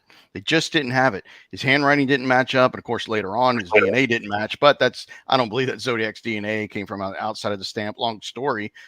Technically, Allen should be in play DNA wise still. But they didn't have a smoking gun. Literally, they didn't find a weapon. Of course, they found the bomb making materials at his house. Lots of interesting stuff, but not enough to really convict him. And it wasn't true even at the time that Arthur Lee Allen died in 1992 that they were going to make a move on him. That's false. And if you look at the facts, the DA that would have presided over that said that's not true. That Arthur Lee Allen, it was not imminent that Arthur Lee Allen was going to be convicted, before his death of the crimes. It's not. They never found a piece of Stein's shirt. They never found anything directly linking him physically to the crimes. And like I said, they already knew the handwriting didn't match. And of course, there was this deal about he could write, he's ambidextrous. He could also write with his right hand. So they were trying to keep that in play, but they didn't have that huge single piece of evidence. And then some people could say, well, if Cheney's the killer, why wouldn't Cheney just leave a piece of Stein's shirt over there or one of the weapons? Because I don't think Cheney wanted it to go that far. It wasn't necessary to take it to that level. It was just to keep Cheney free and toying with the police. Whether or not Arthur Allen gets convicted or not, I actually think about it this way. If it's Cheney and he drops a piece of Stein's shirt over there, just, at his house in Vallejo or at his trailer in Santa Rosa, and the police find that, that's all the police really needed. At that point, you're going down, Alan. You're going to get convicted. We found a piece of Paul Stein's shirt or Paul Stein's wallet at your trailer. You're going down at this point. At that point, Arthur Allen goes down in history as the Zodiac killer, no doubt about it. He's not going to ever get around it.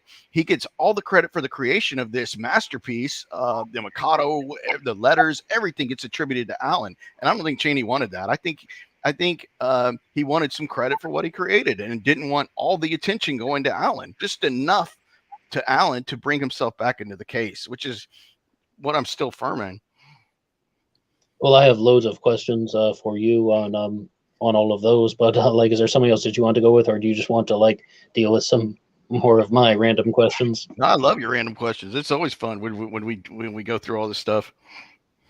Okay, so what really is the reason why the Stein murder was committed? The Zodiac's final crime, October 11th, 1969.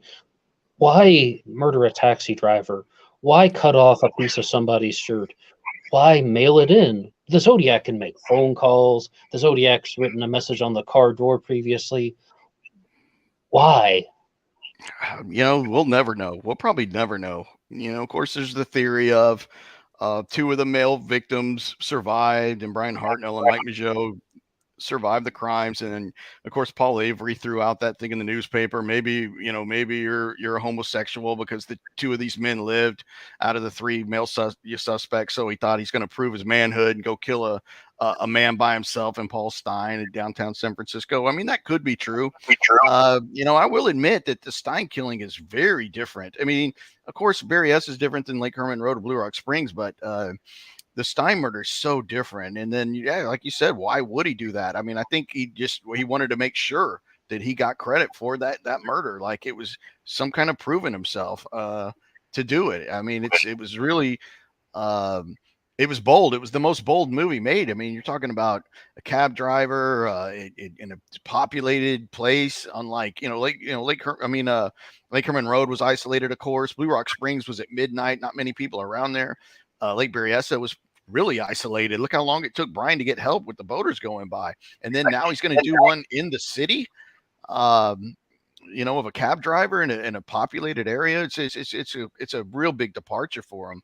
I don't know. I mean, I think that's something that we're unfortunately never going to know. No, and I don't either, but it's so unnecessary. Like when I did the episode once, when somebody asked me, do you think the Zodiac wanted to make a phone call after the Stein shooting, but he got scared because of the eyes that were on the crime scene and he did not? And my answer was no. I don't think the Zodiac wanted to do that because the Zodiac has already taken Paul Stein's piece of his bloody shirt. So he doesn't need to make a phone call. He's going to prove this in a different way. But for what reason? I mean, how easy would it have been to have murdered Paul Stein and then the taxi is, roll into a stop and just leave a Zodiac symbol on the car door? You don't even have to write out all the dates of activity. Just do something like that. Or that's true. All that time taking the stuff and cutting the shirt. Maybe he could have made a phone call. I don't know, but it really is just an inconsistent nature of this person's thinking, if there is a single killer. And I know you have your theory that you're committed to. As you see, I'm kind of all over the map and undecided. I don't know, and that's my short answer. Yeah, it's a strange one. Why take the shirt tail? Why take the center of the shirt tail when I'm sure that shirt must have been saturated in blood. Why wouldn't you just quickly? I don't know. Did he tear it with his hands? I don't know if that was ever even looked at. How the shirt was torn. Did he tear it with? Would a shirt like that just tear easily, even if it was blood soaked? I don't know. I mean, did he have some kind of cutting instrument, or why take the shirt tail? Which is interesting because that's something that new pilots do, not in the Air Force, but private pilots do. When you make your first solo flight, you cut the shirt tail off, which I thought was interesting. I don't know. It's the whole thing is strange with Stein. It just seems like even further off than the other three canonical crimes. Why that? Why single guy? Why populated San Francisco? Why the shirt tail? Because with Stein's shirt is really the only thing that ties the letters to the crimes. I mean, there's not a whole other than he had some knowledge in the letters talking about it. That's really the most definitive piece is the shirt piece to the correspondences. Yeah, but what do you make of the people who are like, well, that's Paul Stein. Paul Stein was murdered because the Zodiac's trying to recreate the murder of Ray Davis from 1962. Could be. I mean, they were both cab drivers. I know there's not a whole lot. I mean, the Ray Davis murder is not one of the highest ones of being probable Zodiac in a lot of people's minds. I mean, I personally think if there was a non-canonical crime, it would have been Gaviota Beach. I don't know why, because it's similar to Berryessa in that respect, but it's Davis is possible. I mean, we just don't know. But I just I'm not sure. Let's see what this says by Andrew. He tore the shirt because he planned on sending more letters and wanted to clarify that he was the killer. That's possible, because there was some doubt, I guess, at the time before he did Stein's shirt that he was the person that was writing the letters was indeed the killer. That's why he took that extra step of something definitive like that, and for fear factor, have a bloody piece of shirt in lieu of just a wallet or his glasses or something. Oh yeah, and I just absolutely remembered that observation that I had said last summer about how that could have been paying homage to Jack the Ripper, where Jack the Ripper cut out the kidney of a victim and mailed half of it in. Now, did that actually happen? Probably not, but the Ripper story is even a little bit more mangled than the Zodiac one because it's been so long, but obviously the Zodiac isn't going to cut out Paul Stein's kidney, but cut off a piece of the shirt, yeah, he could do that. And Andrew, he could have been influenced by the Ripper. I'm not a real, really well studied on Jack the Ripper, but they definitely could have been influenced by him. I think that he was, and this might be a bold statement where I'm going to regret saying it 3 years later, but I think the answers to the Zodiac case will be found in the Jack the Ripper mystery. We'll see some way, somehow, about how all of this was put together, and because I personally believe the Zodiac was inspired by 3 different crimes: the murder of Sherry Jo Bates, which we've already talked about, Jack the Ripper, and the Texarkana Moonlight Murders, which I said I'll cover more on my channel. I'm really interested in see what you dig up on that. Well, I think the Zodiac had intense familiarity with all of these. Some people say the Bates murder, that's because he did it. Jack the Ripper is rather self-explanatory. The Moonlight Murders... It was couples, right? Well, the Moonlight Murders were they were couple, they were young couples at Lovers Lanes. They were Lovers Lanes, which is the biggest tie-in, of course. Lake Herman Road and Blue Rock Springs, and also Lake Berryessa, where it was a couple.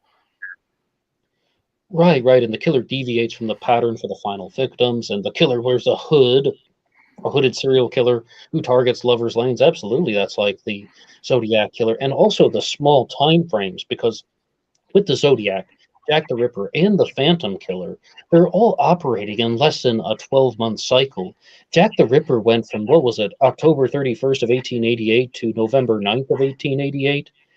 I mean, what is that, a vacation or something like that? When someone's just kind of...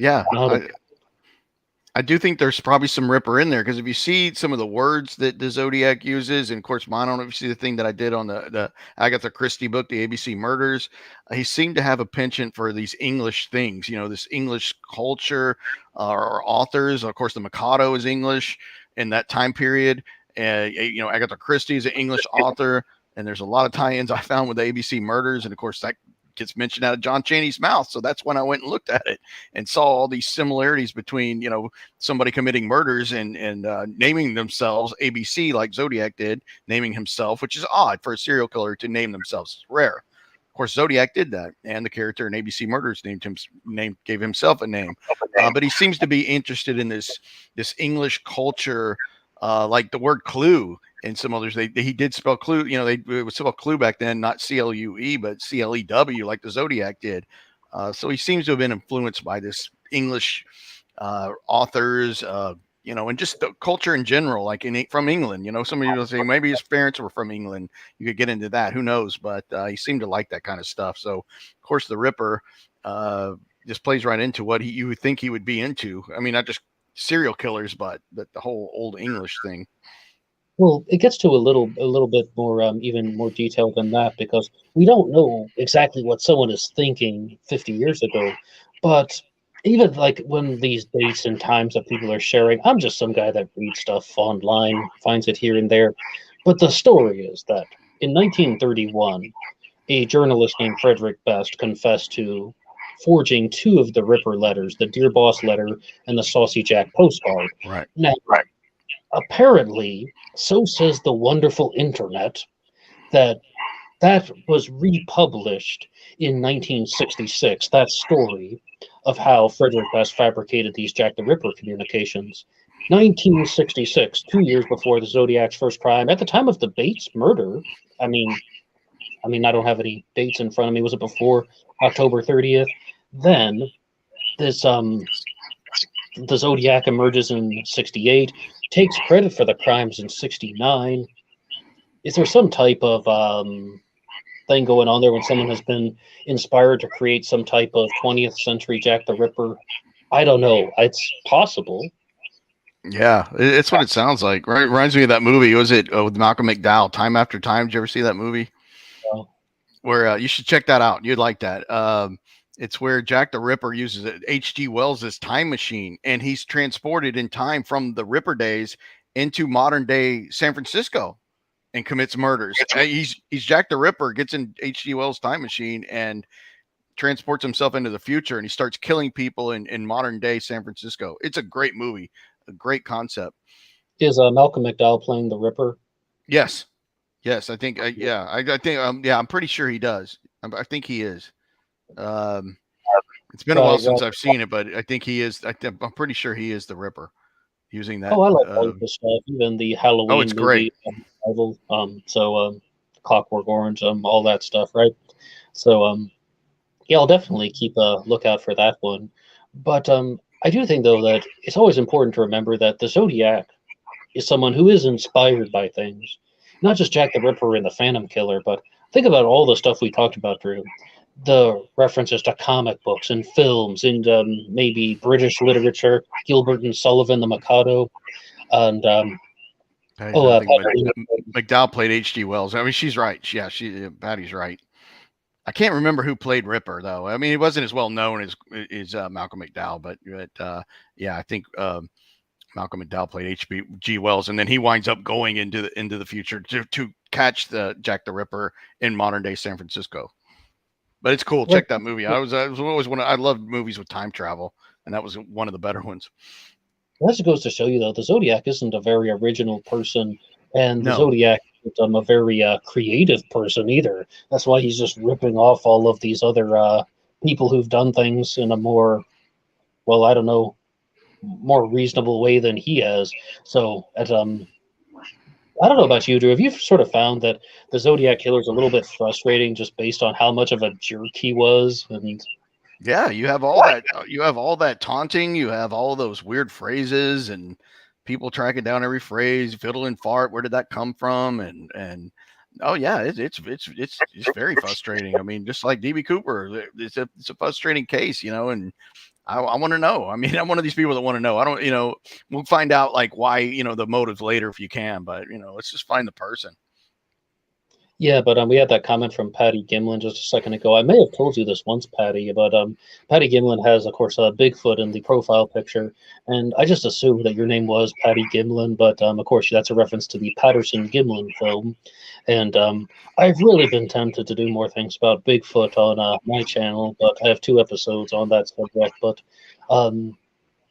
it's you really need someone who's a genuine believer in that stuff, and because when someone is just skeptical of ghosts or Bigfoot or UFO abductions, they're coming at it as a skeptic. It just doesn't have the same type of presentation They're like, No, it doesn't. I mean, it's good to have a healthy amount of skepticism. The only thing I'm skeptical of with the Patterson Gimlin film is the fact that they were out looking for a Bigfoot. I mean, but other than that, the film has stood the test of time. I mean, they said that even the best Hollywood makeup effects at the time could not have done what those guys did. Let's say it's faked. Let's just say that the Patterson Gimlin's film is faked. That would have taken an enormous something to build the way she moves and the muscles and having a female with breasts. And this was well thought out. I mean, if these guys hoaxed this deal, they deserve an Academy Award posthumously or whatever. I mean, because that's amazing. The only thing skeptical to me is they were looking for one. But when you analyze that film, and now that they've cleaned it up a lot, it stands up. It does stand up because the stuff you're talking about, I guess you mean the elastic stretch fur, what didn't exist until the 1980s. And the muscles and the way she turns back towards the camera and just the movements do not look like someone in a costume. They just don't. No, they don't. But Roger Patterson, the guy from the name Patterson Gimlin film, though, he was a brilliant artist. He was a brilliant craftsman, a leather worker. And one of the reasons why I believe that they weren't able to recreate all of those specifics is because he passed away. And there's this theory out there that's promoted by people like Greg Long that he knew that he was going to die because he had cancer. So he wanted to leave something behind for his wife, as I'm sure thinking about himself too in his image, but also sort of for his wife where she would get the royalties from that film. But remember the alternative story that you must have heard is that Philip Morris was the man who made the Bigfoot suit, which was sent out to California, worn by an individual named Bob Hieronymus, and he's the guy that you see in the Patterson Gimlin film. But Philip Morris and Bob Hieronymus teamed up in 1998, and they wanted to recreate that because, hey, if you said that you guys did this, why not recreate it? They couldn't get close to it because they were legitimately trying to recreate it. Yes, they were literally trying to recreate the film, and it just looked like some dude in a Halloween costume. And yeah, especially when was it the original film was it 67 or 68? Yeah, something like that. A lot happened in the 1960s. Yeah, there's not much, even in the way of Hollywood effects at the time. I remember Texas Chainsaw Massacre was one of the first movies that really used, these full on crazy Hollywood makeup, which of course was in the mid 70s or so. So this is even before all that, to have something that looked that believable. It really would have been a feat. It would have been. I mean, like I said, the only thing that's weird is they were out looking for Bigfoots. It wasn't just two guys, hunters that happened to capture it, which to me would have been far more believable. But the film just stands up. I mean, I've seen those things where they go frame by frame, and it's the way she looks back and how the muscles move, the torso moves with the hips, and the costume's just not going to look natural. It's just not. And she looks natural. Right, but there's something important to remember about movies like in the 1960s. Because when you watch Psycho, Hitchcock film, when you watch the movie Psycho and you see the blood, that's just chocolate syrup because it's in black and white. So, I mean, like that gives you some insight into how they're making movies in the 1960s and the technology that they have. And so they really weren't going over and beyond like the way they are today. But I guess we got a little bit sidetracked from the Zodiac world. But that's all right, though. I love Bigfoot stuff, and I love your take on it. I definitely like it. I know some people are either hard yes or hard no, and my Bigfoot is I'm 50-50 on Bigfoot. I don't know. I mean, because that film does stand up, but, and there's some other pretty convincing stuff out there. A lot of audio recordings, of course, David Paulides, Missing 411, the missing people in the national parks. That all grew out of his interest in Bigfoot. Of course, he's smart. He doesn't say what he thinks is happening, but he believes it's a Bigfoot, and it's interdimensional. Yeah, see, that's the stuff I wish I could experience firsthand. We're not only exactly. You want your own experience with it to believe it. Yeah, but I do get more. Well, I mean, I was a very big follower of this Bigfoot stuff back in 2012, watching every episode of Finding Bigfoot, and like Greg Long put out the book, The Making of Bigfoot, where he attempts to tell the story of how the Patterson Gimlin film was actually created. As I said, using that team of people: Roger Patterson, Bob Gimlin, Bob Hieronymus, and Philip Morris, and it's. It gets to the point where it's kind of similar to a lot of these other true crime writers that we've talked about. Somebody has a theory, right? It sounds good, right? But is that really true? I mean,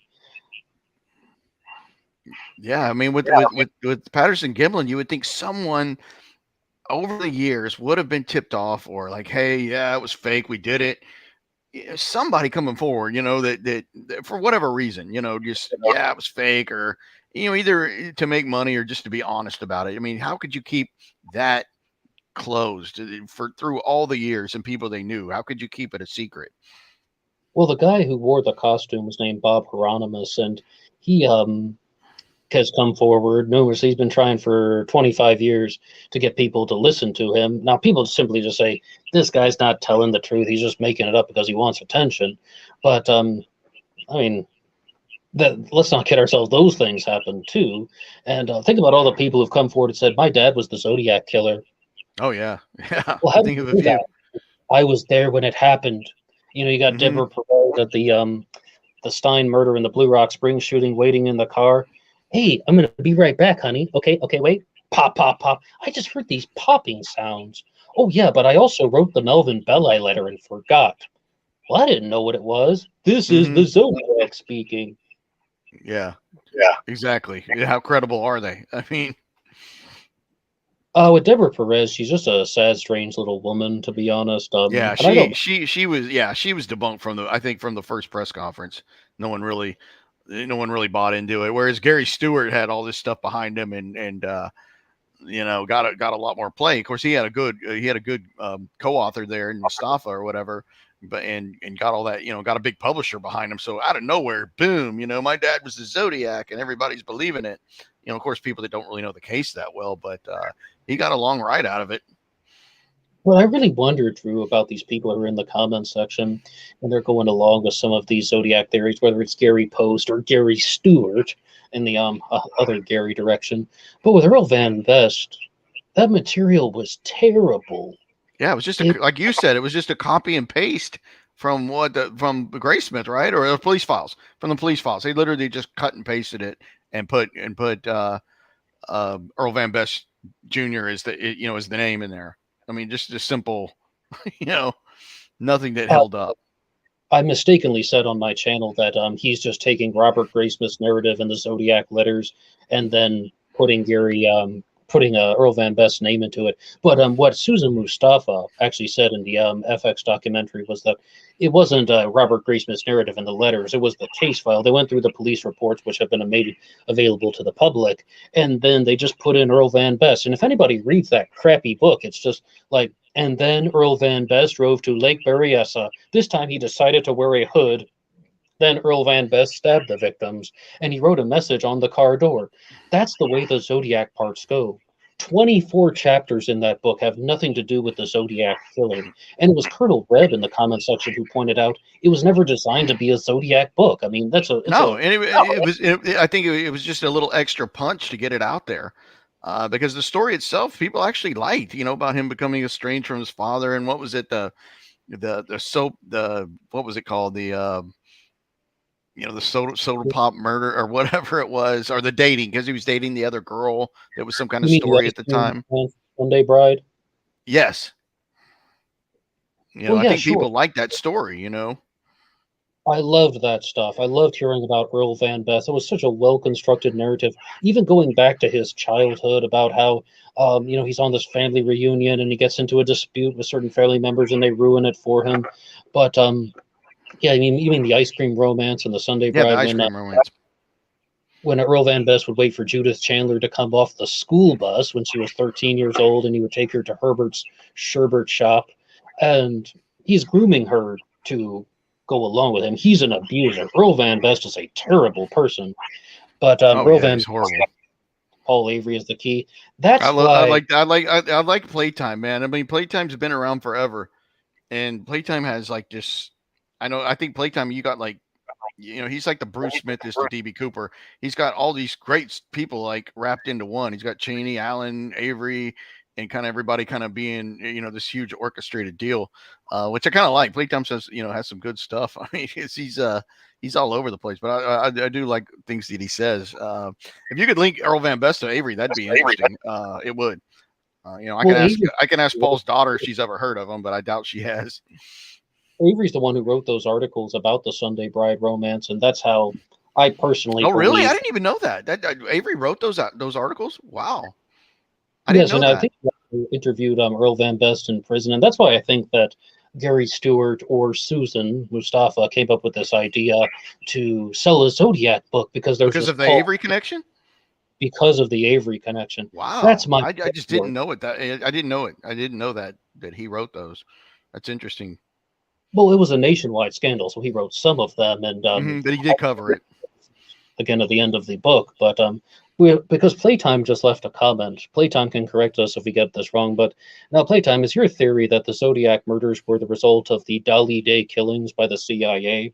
Or if I you love his Dolly Day stuff because, well, of course I'm biased because Playtime likes the birthday of April 25th, so which is a Dolly Day.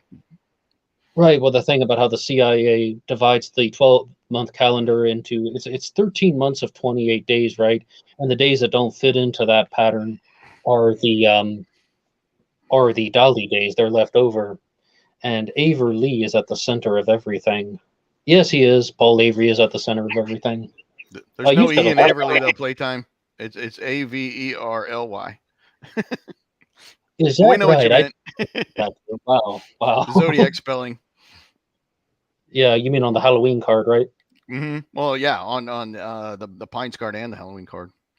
Drew, what's the deal with Paul Avery? Is he an active participant or not? I don't think so. I know his daughter well. I know his daughter very well now, which is awesome. She's great. She knew him better. He actually has 3 daughters. One he never even knew, with a different a woman that he hardly knew. I don't think I don't even know if he ever met his third daughter.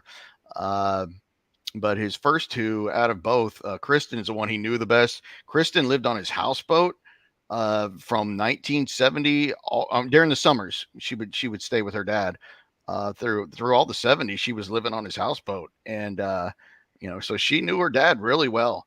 And I don't see it. I don't see it at all. I think he may have known some things. I think he was probably getting some kind of kind treatment from the secret pal was sending him things for a reason, because my theory. I think he knew him from Bakersfield Junior College in 1953.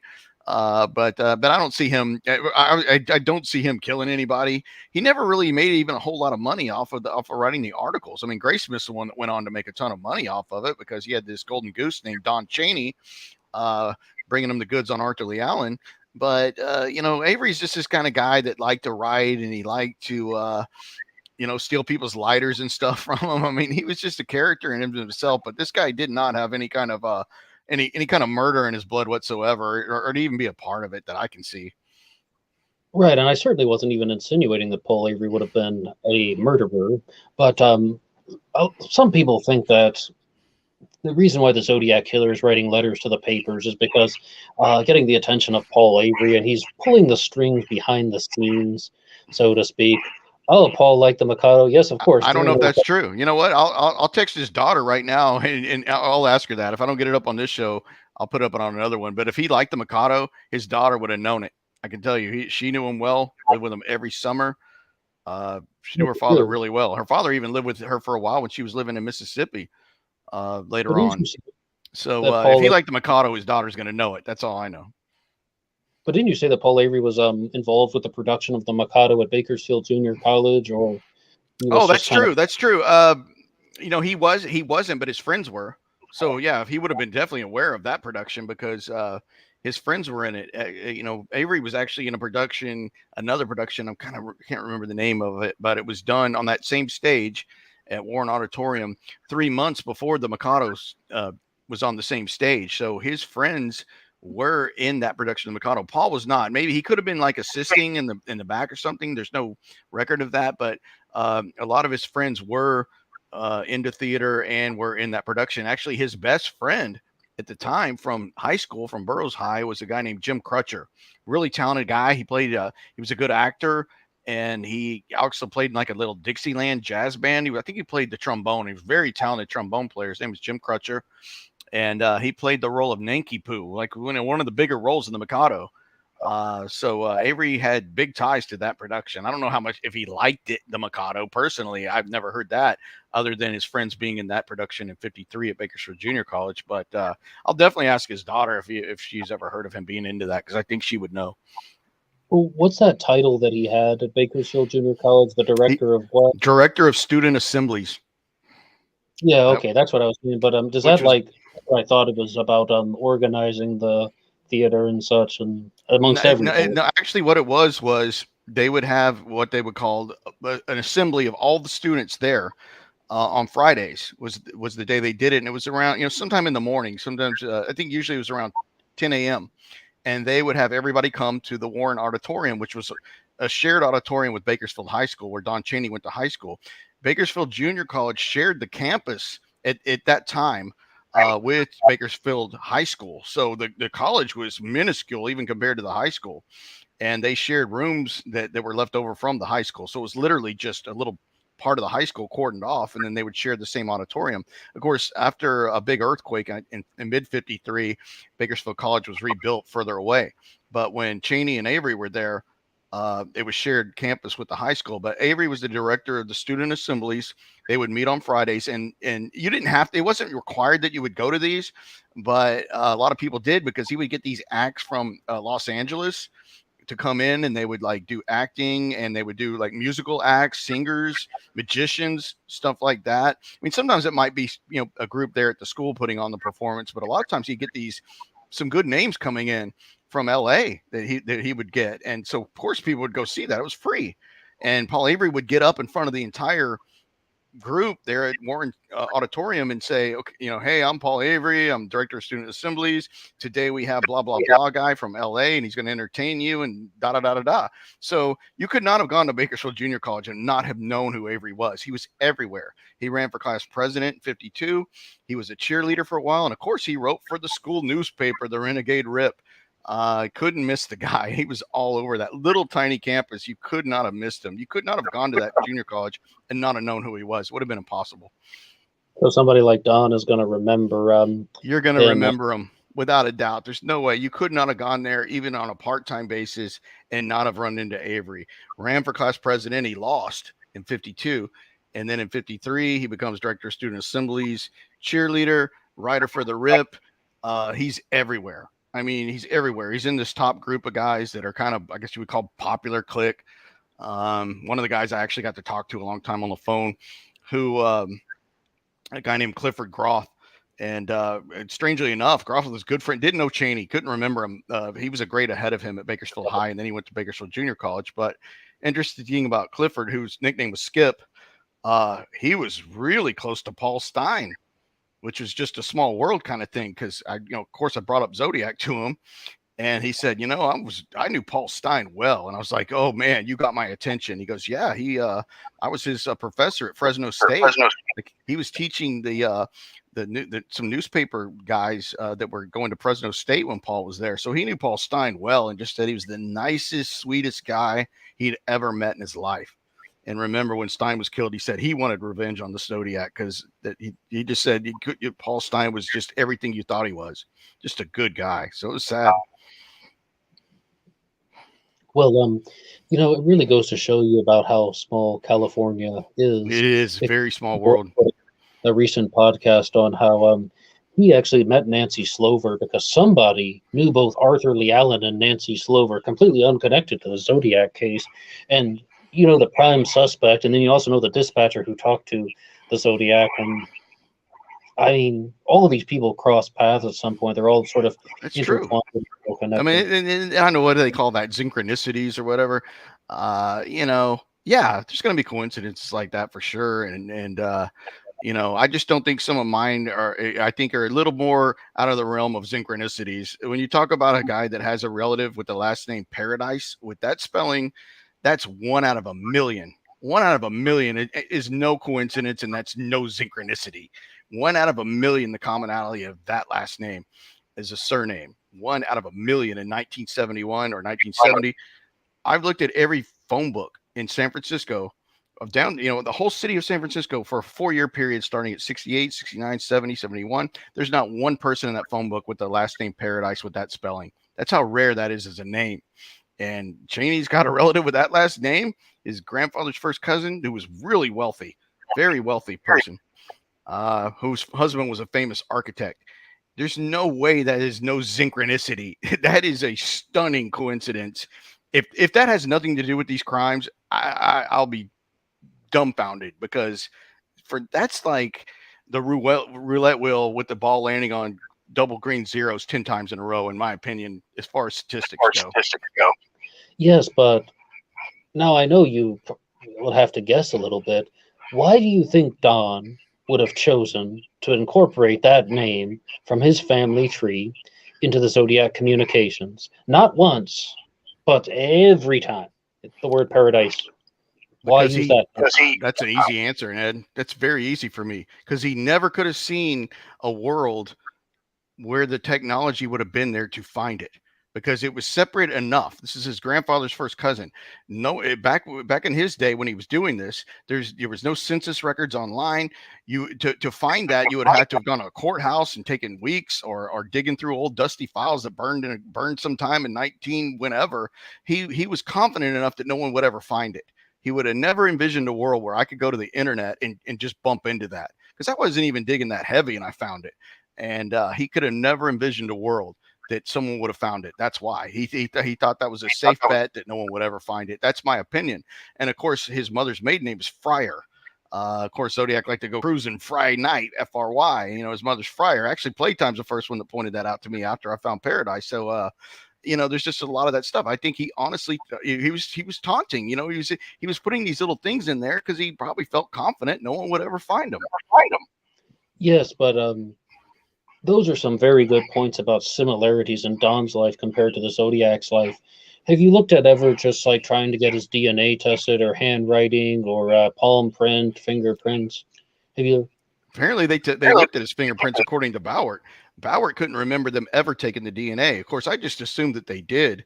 But as we know, the DNA came from the outside of the stamp of one of the Paul Stein letters in 1969, one of the ones that was sent to the Chronicle. And of course, there's that Dateline episode, and Voight knows about it, this and that. But it appears that DNA did not come from the underside of the stamp, meaning it could have been anyone who came in contact with that letter, anyone, postal carrier.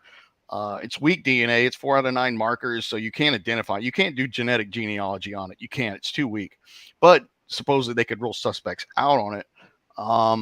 But it could have come from anybody. It's just really dicey. And I do know from a couple of ex-police officers from SFPD that DNA lab was just a terrible disaster. I mean, there's people getting convicted on DNA evidence that, of course, it's after the Zodiac time, but those letters were still being housed at the same DNA lab for SFPD, which was a total disaster. It wasn't run right.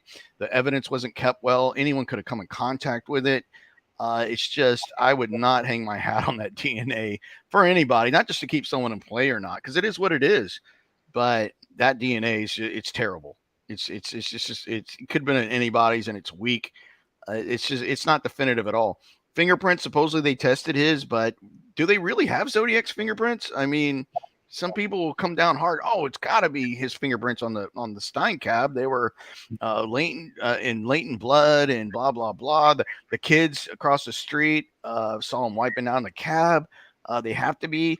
But when that happened, people just assumed it was a robbery. When all the medical personnel came. So there's nothing to. I don't think Zodiac would have been messy enough to have left his fingerprints on the phone at Napa or Steincap. I personally don't. That's not, people can say that's because I'm being biased, keeping Cheney in play or whatever, but the Zodiac was just too smart, in my opinion, to have been that messy. But I do have to confess to you, Drew, from everything that I've encountered around Don, I'm still not able to completely put together all the points about how he would be a serial killer, because you do say that Don was the lead participant in the majority of the murders, right? Yeah, I think that's where. Of course, I wasn't there, but that's where things add up, because he has too many things in his background that would lead that to be. And mainly, his physical stature.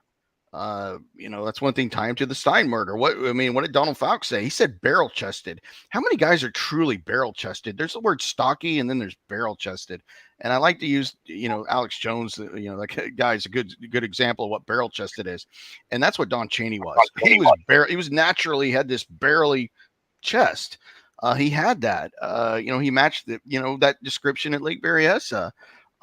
He could sew. I mean, how many men could sew to that level? Don Chaney could sew. I can prove it. I could show you things he made out of leather, sewing leather. He made his favorite thing to make, or that he was the best at, was sheaths for knives. That's a fact.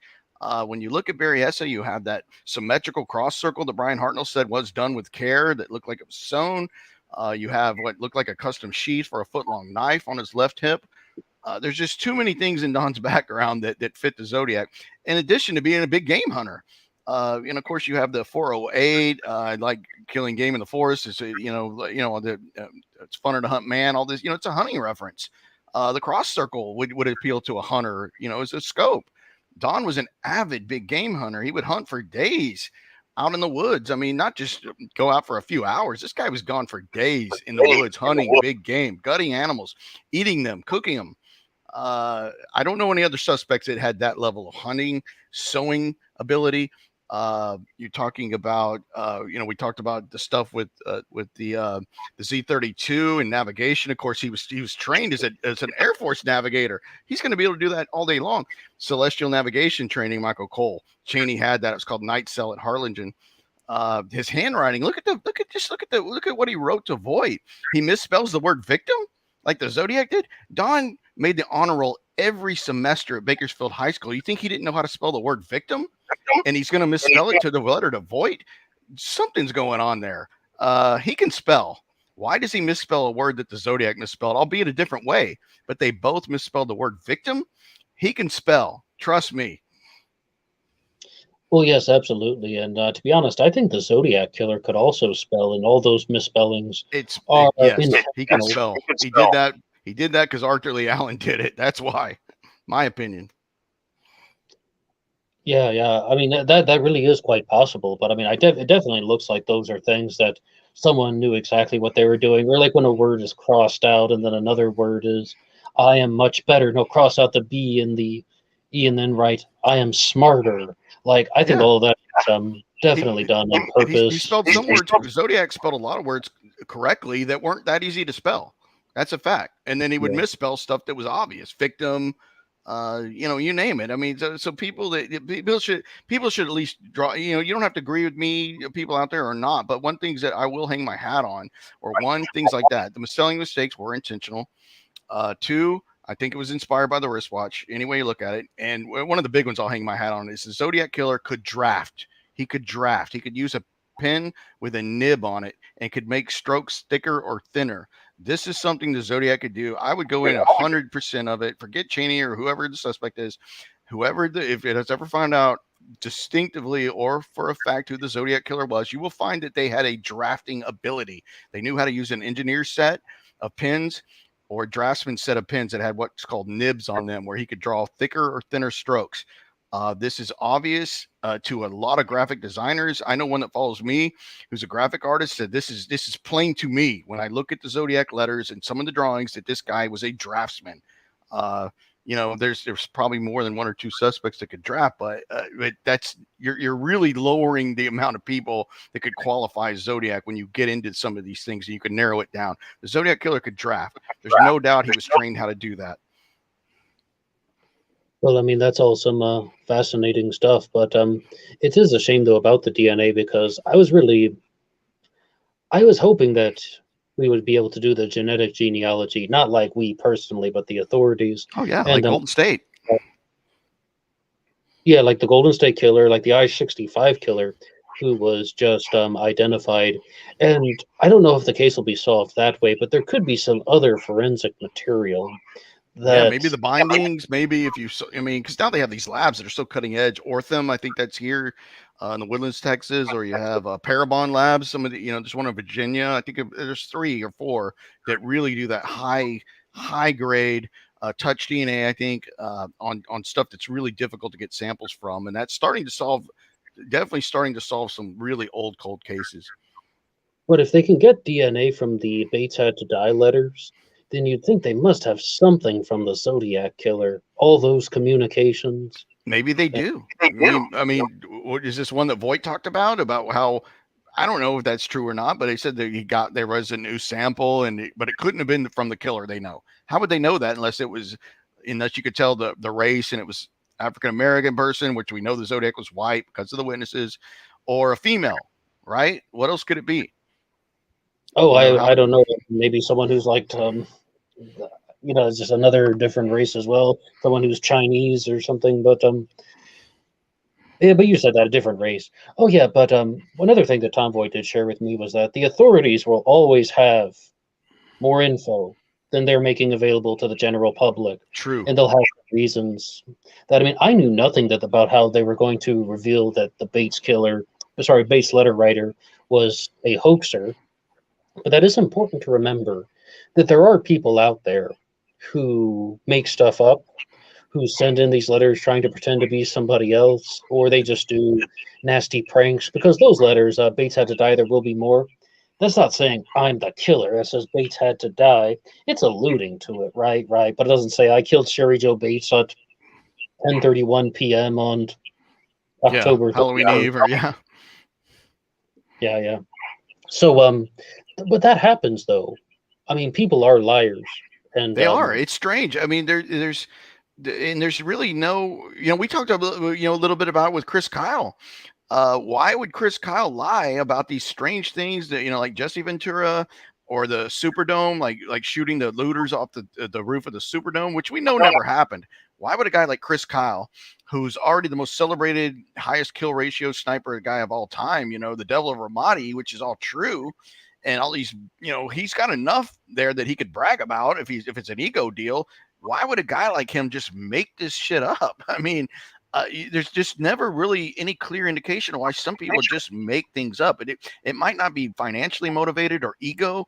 It's just something bizarre in them, that makes them lie. I mean, and I think Chris Kyle's a good example. I don't know why he did what he did, but he clearly made up stories. I mean, maybe he was just trying to live up to the legend, which I don't think he needed to. He was already there. And he's got to do all the, he said he got robbed at the gas station, and then the reporter went out looking for where this gas station could have been. He never found it because it didn't exist. Chris Kyle just made it up, and I don't know why. But I was just about to ask you that though. Do you think it's because he was deranged? And you said something similar to that. Like that's just like a mental derangement. I think he had I think he had. God, what are we called? The borderline personality disorder. Yeah, that's what I mean, you can't put everything down on just put everybody in the same box. But to me, it sounds something the closest akin to borderline personality disorder. What is something wrong with you? Or of course, we have in Chris Kyle, you had a guy that had been in combat a lot. But I bet if you look back at him before he even got into became a Navy SEAL, he probably had some. People that knew him well probably knew that he might have made up some stories growing up or whatever that just didn't seem to ring true.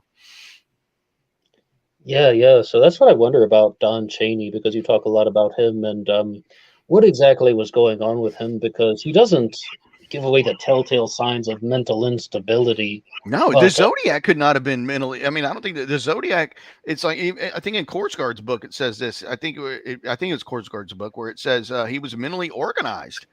You couldn't have been like a Sullivan that we know had some pretty bad mental disorders to be able to do what Zodiac did, to do the ciphers, to write them out so neat. Of course, we know how the Zodiac did that. He used an alignment grid, graph paper over transparency and a light table that the layman would not have had back in the early 70s, by the way. Most people did not have an engineer's table, which is a light table. Somebody I know would have had one.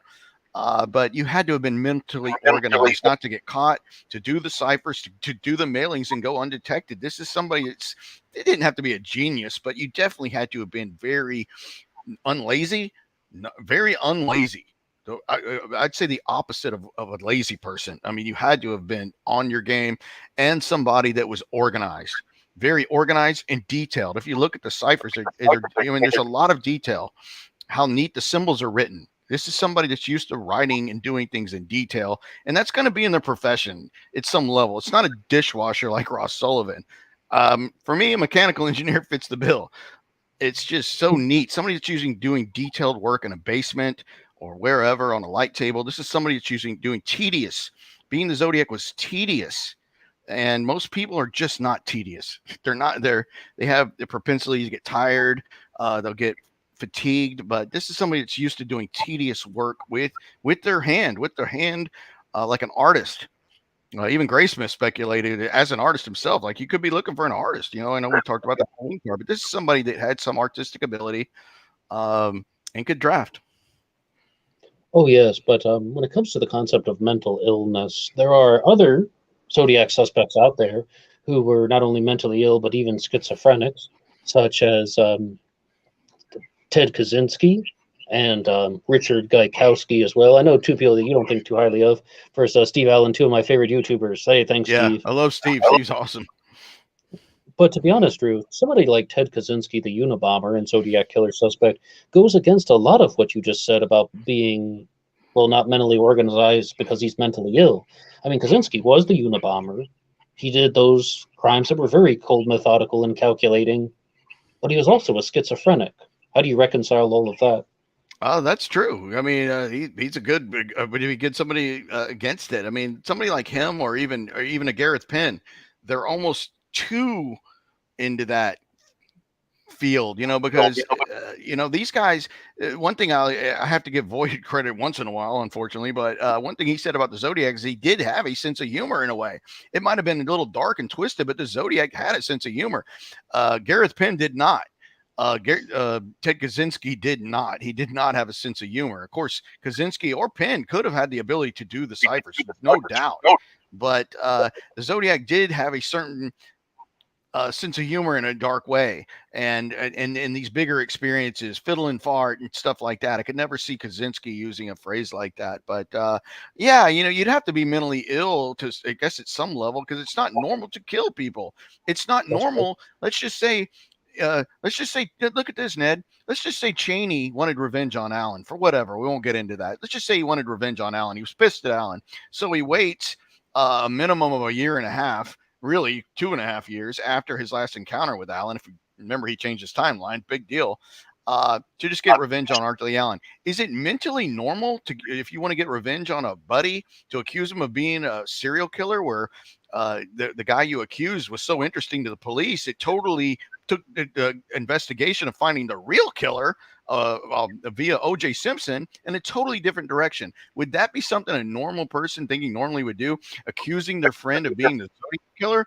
That's insane in itself, in my opinion. Let's say Don didn't kill anybody, but he decided to either screw with the cops with Allen, or he's just getting revenge on Allen. One of the two. Because remember, with these guys, you have to solve this question before you go anywhere else, unfortunately, because he's there. It's either two guys jerking the cops around, it's either Cheney getting revenge on Allen, or what's the third? Cheney's telling the truth. The problem with telling the truth is his story changed about 1,000 times. And the fact that if he is telling the truth, then Arthur Lee Allen does have to be the Zodiac. And then they would have found enough evidence and convicted him, but they didn't. So take that off the map. He's not telling the truth. So now you're down to two things. He's either with Allen jerking the cops around, or he's trying to get revenge on Allen. You're left with those two. Either one of those, his involvement is not what a normal person does. Well, absolutely, because if it's about revenge, you don't have to murder 5 people and blame somebody. He could have murdered one person. The real killer could have gone free. Let's say that they had nothing to do with the killings. The real killer could go free, because these guys were focused on Arthur Lee Allen. When he got on their map in July of 1971, they were all looking at him like, yeah, this guy looks interesting to us. He misspells words for comedic effect. He lives at 32 Fresno, which is ground zero for this stuff. He's a creepy guy. He got fired from Valley Springs for improperly touching kids, which doesn't play into murdering couples, but it's creepy. He's a strong guy. His friend said, yeah, he liked that book, The Most Dangerous Game. And Phil Tucker saying that. So there's shit going on there that has to be vetted out. It's not normal to accuse a friend you're mad at. One, it's not normal to wait 2.5 years or even a year and a half to get that revenge, because by then most people have settled down. and then to accuse him of being a serial killer. That's not normal. But it really goes to show you, though, about even committing the Blue Rock Springs shooting, the Lake Berryessa stabbing. Why would you ever incriminate yourself in these, or go to the point where you would risk getting caught if it's just about framing Alan? He could have just done the Lake Herman Road murders, dropped the gun in Alan's mailbox or something like that, or wherever he would have hid it in his car, and call the police. Then just shut it all down. It's a fair question. Right. I think, I work a lot with a guy named Tony Dinelli that has so much good insight and super smart guy. I do some research with him, and he fully believes that, one thing with Alan, he really thought at the time that Cheney comes forward with him is that they were just, not getting along well. And probably thought that Alan was going to out him. Like Alan knew enough about Cheney to try to out him. And if it came down between Cheney's word and Alan, Cheney's going to win. Alan's already been fired for inappropriately touching kids. He's this creepy loner. He doesn't have kids. He's not married like Cheney is. Cheney's a mechanical engineer. He's got a friend in Sandy Panzarello who's already at that point, I think, a multimillionaire with Science Dynamics. He's got all the wind at his back to do this, to be able to insert himself back into this case and not really have to sweat Alan out anymore, unless Alan had concrete evidence like photographs or something, which I'm sure Cheney knew he didn't have. He really doesn't have anything to fear. He's coming forward out of maybe, hey, this guy's, kind of throwing some shots over the bow that he's going to get me in trouble. So I'll just put him on the radar first. And if he gets out of line again, then maybe I will put him away totally or whatever. But it wasn't necessary at that point. Bringing him forward was enough to get the spotlight on Alan. And what's strange is when Alan was confronted with the fact that, hey, do you know why you're being looked at as a suspect? They said, it's your buddy, Don. And he said, oh, he's a nice guy. I mean, that was his reaction, which is totally not normal. Of course, when he was told that Ralph Spinelli was telling things on him, he was like, oh, Spinelli's a hood. He's a punk. He's this, he's that. He's a bad guy. He's a mobster. He's just trying to get a better deal because he's in trouble for 3 robberies of nightclubs, and which is true about Spinelli. But he doesn't say the same back against Don. Isn't that strange that he's mad at Spinelli for that, but he doesn't have one bad word to say against the guy he's estranged from since whatever date you go with, New Year's Day 68 or 69, because you have to, 50-50 there because of the timeline change. But there's a reason for that. There's a strange dynamic going on between these two guys. And it really sounds like what you just said there leads me to think that the reason for that is that Alan is an active participant, not so much the perfect Patsy. But what you just said, it's somewhere in there. Patsy in the way that I'm going to put enough on here. I'm going to be, he'll be the fall guy if I need a fall guy. And maybe I get him interested in this innocently enough. Like they said, we're talking about a synopsis for a book, XYZ, and he gets into it innocently. And then maybe the wolf goes out there and actually acts on it. And then it's too late. But whether or not, I cannot say, I really don't know if Alan was at a crime scene, maybe a ride along, or just participated in the letters. At minimum, he participated in the letters, in my opinion. But as far as the actual crimes go, I don't know. But do you mean participant in the letters like he would have been involved with the ideas and the absolutely the ideas, some of the writing of them, some of the phrases? A lot of the phrases are very similar to Alan. I think he could have had, partially, wrote part of them to throw people off, like a la John Benet Ramsey ransom letter to authors theory. I think so. I think there's a lot in there. I think that Alan would have been perfect to have been the mailer of the letters, like when he got the speeding ticket in San Francisco, and that's the first time in a row of Zodiac letters that one was not mailed from downtown San Francisco. Was the day he got a speeding ticket. Yeah, you're talking about the March 13th, 1971 mailing.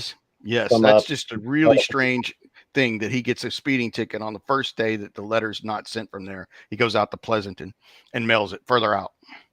And that could have, according to Tony, we talked about that before. He said, that probably pissed Cheney off royally that he did that. Like that he, why didn't he just wait longer and then go mail it from the downtown San Francisco? Why did he go out further and mail it? Because it was something that stood out.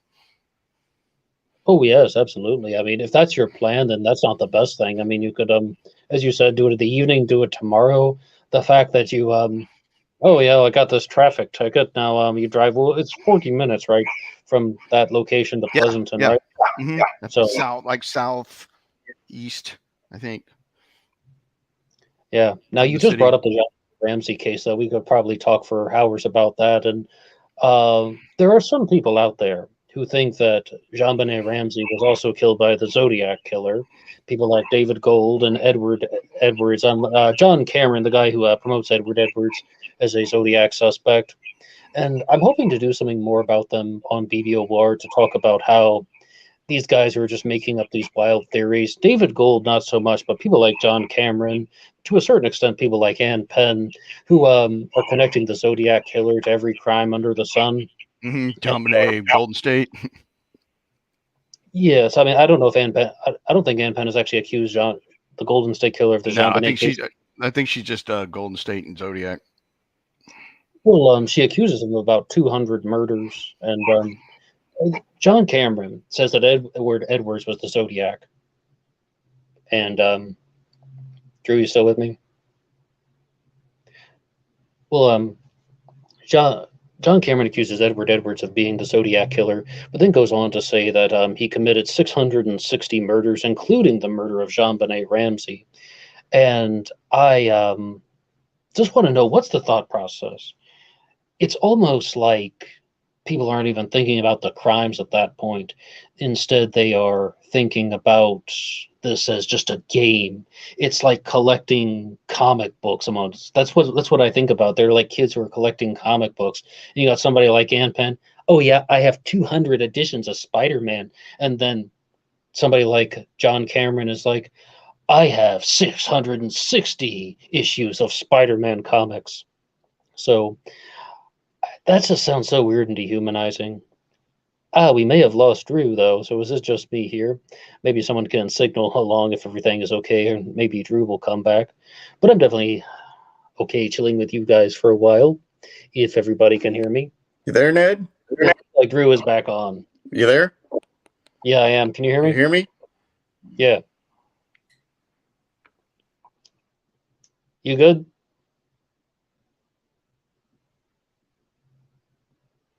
Drew, you still with us? We had you back for a second. No, we had Drew back for a second, and it looks like he has gone out again. But to connect the Zodiac killer to the murder of Jean-Benet Ramsey... You there? I am. I now see two of you. I see Drew and Drew Beeson. Yeah, and I think I logged in twice. My laptop messed up, but I'll just put it on my phone. I thought our call was being hacked and someone else had just kind of taken over, but no, it's just Drew Beeson and Drew Beeson. Well, double vision. Yeah, that's pretty good. Oh yeah, so Drew, what I was kind of talking about for a second was, what do you think about these people who are trying to connect the Zodiac killer to every murder that happened in America in the 20th century, going all the way to the Jean-Benet Ramsey case? It's just a stretch. It's a stretch. I mean, I think it's more interesting to look at something like the Process Church or something, or the Church of Satan, which I know a lot of people are into that theory. And I know Ross likes that. Of course, Manny Grossman with the Son of Sam stuff. I think that stuff's interesting to tie those in, but not where you're trying to do something crazy like Zodiac's DB Cooper and this kind of thing. Or the Jean-Benet getting tied into these crimes that are so old. I mean, there could be some kind of network going on there with pedophilia or something like that. But those are just kind of like people are just attaching it because it sounds good. It's you're going back to Ann Penn. I don't have anything against her. I know you interviewed her, but the evidence for for Golden State and Zodiac being one of the same is pretty weak. I mean, there's some ties to Tulare, California for both, where of course that's Paul Stein's from there, and they may have kind of been in the similar orbit or whatever, but there's really just not much there. Joe D'Angelo's body type was pretty athletic. It wasn't this stockier type. He was athletic, but he wasn't really stocky. I've seen photos of him from back then, and he was a power killer. He was a rapist, number one. That's why he got caught. He left a lot of his bodily fluid behind. It was easy to find DNA for him. I mean, people should have known that case was eventually going to get solved because they have such good DNA. But Zodiac killer didn't rape anybody. He didn't fondle anyone. Whether or not there was some sexual motive, like he just would later be aroused by the fact he killed people, who knows? But I just don't see it there. it's just I don't think it's helpful to just try these high profile crimes together unless there's really a reason to, other than like stuff like, you know, a church or a movement. You know, like I know we talked a little bit about the Minutemen. That suspect you did a show on him that was connected to the Minutemen. You know, that's helpful, but not these other just timed to every big crime that ever happened.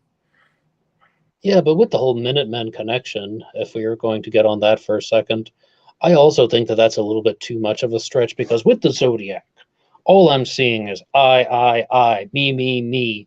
And to say that it's someone who's doing it on behalf of an organization like the Minutemen, oh, maybe, I don't know. I don't have all the answers, but I definitely did not connect too well with that stuff about Troy Houghton as a Zodiac suspect. And also, that guy had such a high knowledge of explosives, which what he was writing down. The Zodiac didn't actually do anything with explosives, even to the point when he says, "My bus bomb was a dud." When he talks about that one bomb being a dud. So that is something else that I think is not completely in line with that whole theory. But, you know, some people brought a new suspect to my attention, and okay, that was my take on the subject. Yeah, I mean, I like looking at these guys. I like looking at these new guys. I don't like it's a case where you can have a suspect and still be interested in what, you know, other people have. And I will always defend the fact that if you have a suspect, you should know the other suspects. A lot of people that had their suspects, they really don't know much about Don Chaney. They don't know. They haven't read the book. They don't know much about him. They'll just say, "Oh God, he molested Alan's daughter." Closed book. That to me tells me that you haven't studied him. You don't know him. Like, you know, I think if you're gonna have a suspect, have a good working knowledge of the other ones that are out there. And if somebody's new brought forward, look at him. It doesn't matter if it's McDuff or as bad as Gary Post was, he was worth looking at. I mean, there could be something compelling there. I haven't seen it, but if it's there, I want to know. And then, hey, if I'm wrong, I'm wrong. I mean, if there's something staring you in the face, like, hey, you know, this guy's got, you know, we found something that was just so definitive. You know, you have to admit, you know, it is what it is, but there's still questions that have to be answered, especially on the Chaney Allen connection. There's something going on with that's what I will say for 1,000%. There's something strange going on between these two guys that play into these crimes. Between the correspondence or the actual murders, there's something going on between these two guys. Why was Arthur Lee Allen questioned so soon after Lake Berryessa? Just 3 weeks after Lake Berryessa, he's already being questioned. Why? Because he was creepy around kids? I mean, they didn't interview every guy around a certain age in Vallejo. Vallejo is a pretty big place. And remember, there was a naval shipyard in Vallejo. There's a lot of guys around that age in the Navy living in Vallejo. I mean, thousands, right? I mean, why does Allen get interviewed by Detective John Lynch 3 weeks after Lake Berryessa is possibly being involved at Lake Berryessa? You know, that's when he came up with this, I was going to go to Berryessa that day, but I went to Salt Point Ranch or whatever down the coast, and I had bloody knives in my trunk. Why is he being interviewed 3 weeks after Berryessa? That is strange. It's not like they went door to door. And just because he was creepy around kids, and remember, he hasn't gone to jail for molestation at this point. He simply got fired from a school teaching job where he was inappropriately touching students. So did that enough to get him an interview for being a murderer at Lake Berryessa? There's something going on. That's all. I mean, that 1,000% there. There's something going on, either agreed to or not. I think Allen knew that he was going to be interviewed that day by John Lynch. That's why he was already toying with him. Well, you did say something very big there, because the stuff when you said about Joseph D'Angelo being the Golden State Killer, and he was a sex offender, and the Zodiac Killer was not. Arthur Lee Allen was a sex offender, as you just said. True. And the Zodiac Killer was not. So this whole Allen as an individual suspect, Sharon Hagen said this very clearly years ago, but I've always thought about that too. It sounds like you have as well, that Allen as the sole Zodiac Killer has several things that don't seem to match up. Number one, not only is he a sex offender, but he's also a pedophile, as you said, targeting children. The Zodiac didn't really do that. The youngest victim, 16, but a teenager, and no one's really checking their IDs or anything when they're sitting in the car at Lake Herman Road. And also, Hagen said he was she thought Zodiac was an age-appropriate heterosexual male.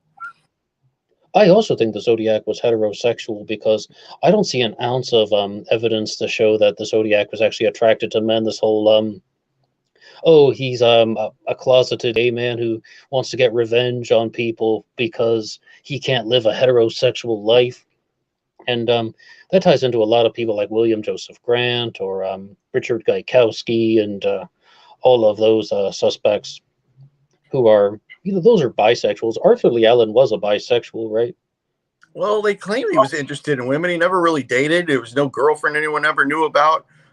Even Cheney claimed he had some interest in women, where he's trying to claim that he was attracted to Darlene Ferrin, as a waitress because she wasn't rude to him. She was nice like a waitress would be, and he kind of, had some interest in her, because it seemed like that's how Darlene Ferrin was. I mean, she was just very, very open and polite. Maybe that's why she dated so much, because she was, not this standoffish, rude person. She was apparently very, very outspoken and friendly to everybody, and it could have been one of those things. But I guess he could have been, for sure. I mean, because I think when he got fired from Valley Springs, a lot of it was for spanking female students. Now, these weren't really young. He was teaching a fourth grade, I think, at the time at Valley Springs. But if you look at the things that Arthur Lee Allen, he got convicted of one of the molestations of a boy. He did it to two different boys. There's police reports on it, and they were both boys, not girls. But I think they were around 13, 14 years old. They weren't really young, but they were, of course, too young. And in the reports, it said that Arthur Lee Allen, kind of coaxed them into this with drugs, alcohol, this kind of thing. But he never tied anyone up. He never took them off a street corner. And more interesting, that Allen never claimed he was gonna kill him. He simply said, "Don't tell your mom." That's all he did. It's in the police report. He didn't say, "I'll kill you. I'll kill your mom. I'll kill your family. I'll kill your little sister. I'll kill you." He never did that. To two of both victims said this, that he never did that. He simply said, "Hey, don't tell your mom." It was that simple. Would a killer really do that? I think he would have really threatened him, say, "Man, you ever tell anybody what we just did, you're going to die." He never did that. Well, I absolutely agree with that because I don't think Arthur Lee Allen was the sole Zodiac killer, and as you just said, not that type of behavior, but as also he is a pedophile targeting both boys and girls. So that was what I was going to about the bisexual question. But all of that activity surrounding targeting teenage boys, the Zodiac killer did nothing with teenage boys except for David Faraday, and he was shot. But he didn't know the guy's age there, to the best of our knowledge. This is someone who is going after people in their late teens and early 20s. Mike Mageau was also 19, so excuse me, but he wasn't murdered. And that also is purely in line with someone who is an age-appropriate heterosexual male. Correct. Now, is it like a cold, methodical, and calculating thing or a sexual thing? I don't know. Like, if the methodical part would be, I am angry at society, so I'm going to draw out some points on a map that have meaning to me. Maybe you'll figure it out, maybe you won't. And then the sexual side is just, oh, well, I don't get to have heterosexual experiences like other people, so I'm going to go on a murder spree. I don't know. Yeah, that could be. You just never know what the motivation would have been. Maybe because in your own, in your own life, it's Don or whoever who was Don was in a rocky marriage, and from everything that I know, eventually gets divorced. His family moves to the East Coast. He's estranged from his children and his wife for a long time. Somewhere at the end of the 1970s. Of course, all the Zodiac stuff has calmed down. All the letters, all the crimes are done. But he never remarries, and he definitely, who knows? I mean, it was a rocky deal. So, another strange thing about Don is he was a job hopper. As smart as he was, a mechanical engineer, he would never stay at a job. As smart as he was very smart. I have his test records from his military records. Very smart guy. Even when he's working for Panzarella, who went on to make millions and millions of dollars. He had a cush job working for Panzarella as the head man. Did we lose Drew again? Drew, are you still with us? Yes, well, I'm hoping that Drew will come back on soon. But it's important to remember that this is an unsolved case, and Drew is back. Yeah, there was some kind of glitch in StreamYard. Oh, yes, you can continue. You were saying? What Cheney was just interesting about his background is not only did he have a rocky marriage, but he could never hold a job. Smart as he was, even a great job, which was like working for his friend Sandy Panzarella at Science Dynamics. I mean, Panzarella was making millions and millions of dollars doing medical billing, computerized medical billing in the early 60s with a couple other guys from Cal Poly Pomona. I mean, what a smart idea. Computerized medical billing, that's not going to go anywhere. I mean, smart guy. And to work for a friend like that who was making tons of money all through the early 70s and all through the 80s. I mean, multi-millionaire. And you have a cushy job working for a buddy as a manager. Why would you ever give that up? I don't know. I mean, that's a job like I would not want to give up, but he did. Well, I'm totally a serial job hopper myself, so I can definitely relate. And I've been all in I a have, few myself, but if I had one that good and it was a friend that was my boss, unless there was some something, you just didn't like the fact you're working for a friend. I mean, I would have tried to keep if I was him. But yeah, I've been a few myself. but it's actually just that. It's like all I was going to say is the reason I'm a job hopper is life happens, and Yeah. point A and point B don't always seem that close together sometimes. And in some of the psychology stuff that I did on Astro Psych 400, I definitely encountered stuff about how some people can get very bothered by specific types of behavior. And it deals with the anger facet of neuroticism, where they believe that there is some type of unfairness going on in a dynamic. And hypothetically, if that's what happened in this situation, oh, I have a great job. Someone did something that I believe is unfair. Now I have to quit. And some people do stuff like that, and Or jealousy, maybe, or jealousy. Like I can't stand to work for the, like why am I not the guy with all the millions or something? There's I ask so myself many that every. reasons. Oh, you want to know why? You want to know why? Because Drew, we don't get up there and lie and just like make stories up and call in the media, and we say, "Oh yeah, I thought of this way how the Zodiac killer murdered 750 people," and Yeah, I mean, a little bit more attention. Playtime said ALA was in love with Connie Seawater Henley. According to Connie, that's true. Playtime. I mean, oh, we haven't even talked about the Seawaters yet and all their revelations. Yeah, I like the Seawaters. I mean, I was kind of. I mean, I hope I never came off harsh against them, but they reached out to me. They seem like nice people. They really do. I mean, and even one of the I think a daughter of one of them, I don't know if it was Connie's or whatever, wrote to me. She wasn't real happy, what I mean? But, I had to admit the fact that I don't believe that Arthur Lee Allen was reciting the Mikado as a school teacher. I don't think that happened. There's nothing to back that up. For me, it would only help me, even in my theory, that it's a just Cheney Allen connection, because Cheney just knew that Allen liked the Mikado. It's that simple. But I don't think that ever happened. There's nothing really. I just don't believe it. It's just really far fetched, and there's nothing to back that up. I think if Arthur Lee Allen did that, there would have been at least 3 or 4 people that maybe knew each other but didn't keep up with each other would have remembered that. Especially when the movie came out, the guys going around the room saying, "I am the Lord High Executioner." Maybe a kid would have come home and told their parents that, "Hey, the teacher, Mr. Allen's really acting strange. He said he's the Lord High Executioner." I mean, I don't know. It's kind of far fetched. But are they also the ones who said that Allen was? They were with Allen on June 3rd of 1963, June 4th of 1963, thereabouts. And on June 4th, Allen goes down to the beach and comes back with blood on his clothes. Yes, they were waiting in the car when is it Gavita or Gaviota? I think Ross is Gavita, and he's from California, so maybe I'm barbecuing that. But called Gavita Beach, Linda Edwards, Robert Domingo's murders that were murdered on the beach there. They claimed that they were with Arthur Lee Allen. I think they were in his, I don't think it was his Carmagia back then. They actually had a picture of Allen in the car with them in the car, not from the beach by any means, but an earlier photo of Allen, which actually hurts Allen as a suspect, in my opinion, because you could see how big Allen was in 62, I think, or 62, 63, where they had a photo of him on their channel. And he's huge around his waistline. I mean, big. And I just don't see Allen losing weight between 62 and 68 Lake Herman Road and into 69 Blue Rock, but that actually hurts their case. But apparently they said that they were at Gavita Beach, and Alan got out of the car and went and did something, but they were waiting in the car, and then he came back to the car, with blood all over him. So that was just that was kind of jumping the shark, as I called it.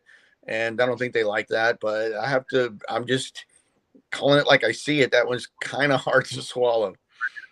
But absolutely it is, because it's just a far out unbelievable story on June 4th of 1963. I mean, like, even to remember the time, or not, it sounds like people who have familiarized themselves with elements of the Zodiac mystery, and then they're just projecting their own story onto it, saying, "Oh yeah, I remember now that Alan was with me, and I was waiting in the car, and he came back with blood on his clothes." And they say they never forgot this; they just wanted to come forward now. But I should point out that the Seawaters turned down the invitation to be on the Zodiac Killer Channel interviews. Oh wow! See, I didn't know that. I didn't know they were invited. I mean, that would have been fascinating. That's interesting.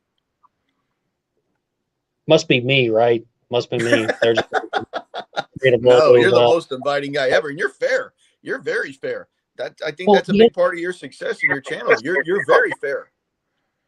But the Interview with the Expert series is not about tearing anybody's theory apart. It's about just giving somebody a platform to share their findings. And of course, there are a few questions that I'll ask to try and get a little bit more clarity, or something I'm curious about, if someone, especially some of the bolder theories out there.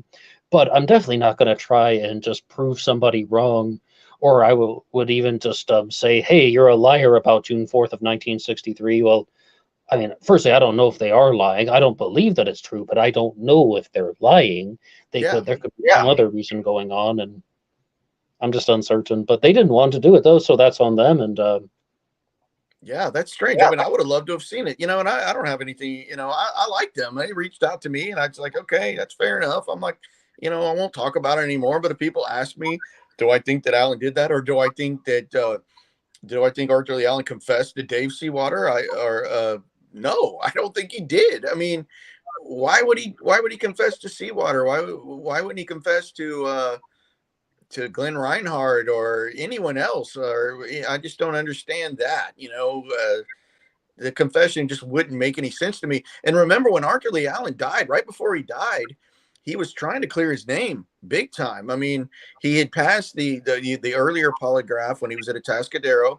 Apparently, according to him, with flying colors, and that was later kind of called into question by another state of California police polygraph examiner. He wasn't sure that was all straight, but Alan did, by all accounts, pass that one polygraph at Atascadero.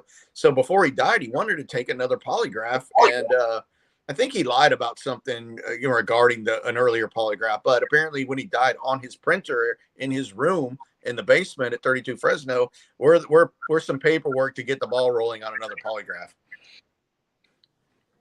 Yes, but how reliable do you think polygraphs are? I don't know. I mean, I talked a lot about that in the book. I think, they say if it's given by an experienced polygraph examiner under good conditions, that they are pretty reliable. I mean, of course, people can find ways to beat them. People think that Alan could have been on some kind of tranquilizers or something because he was at Atascadero.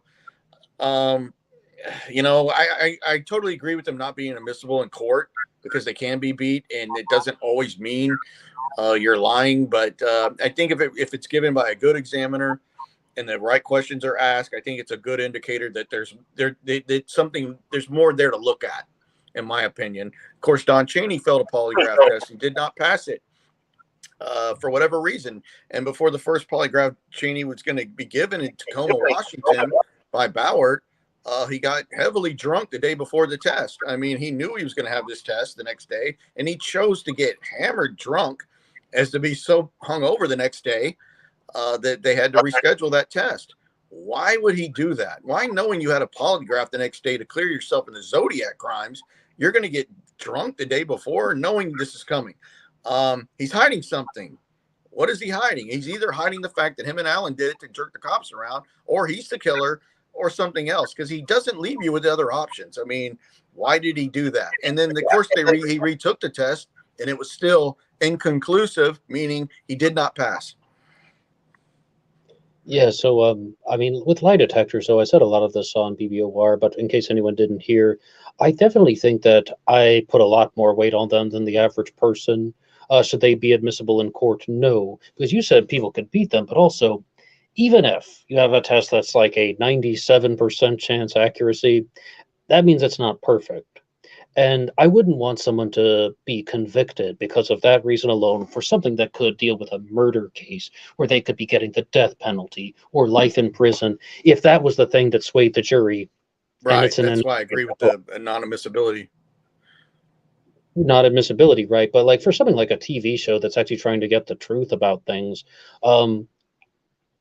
even though it was 80% accuracy, that means that there's an 80% chance that it's accurate. That's pretty high. So I put a little bit of weight on them.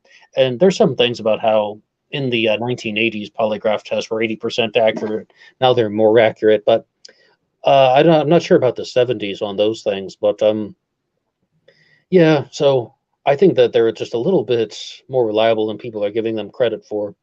Yeah, that's true. I mean, I think it's definitely something worth looking at, though. It's definitely, in the case of Brian Schaefer, the college student, the med student at Ohio State that went missing at a bar. That's a really interesting missing persons case. Well, his best friend refused to take a polygraph in connection with his buddy's disappearance, and he was with his friend the night that he disappeared at a bar.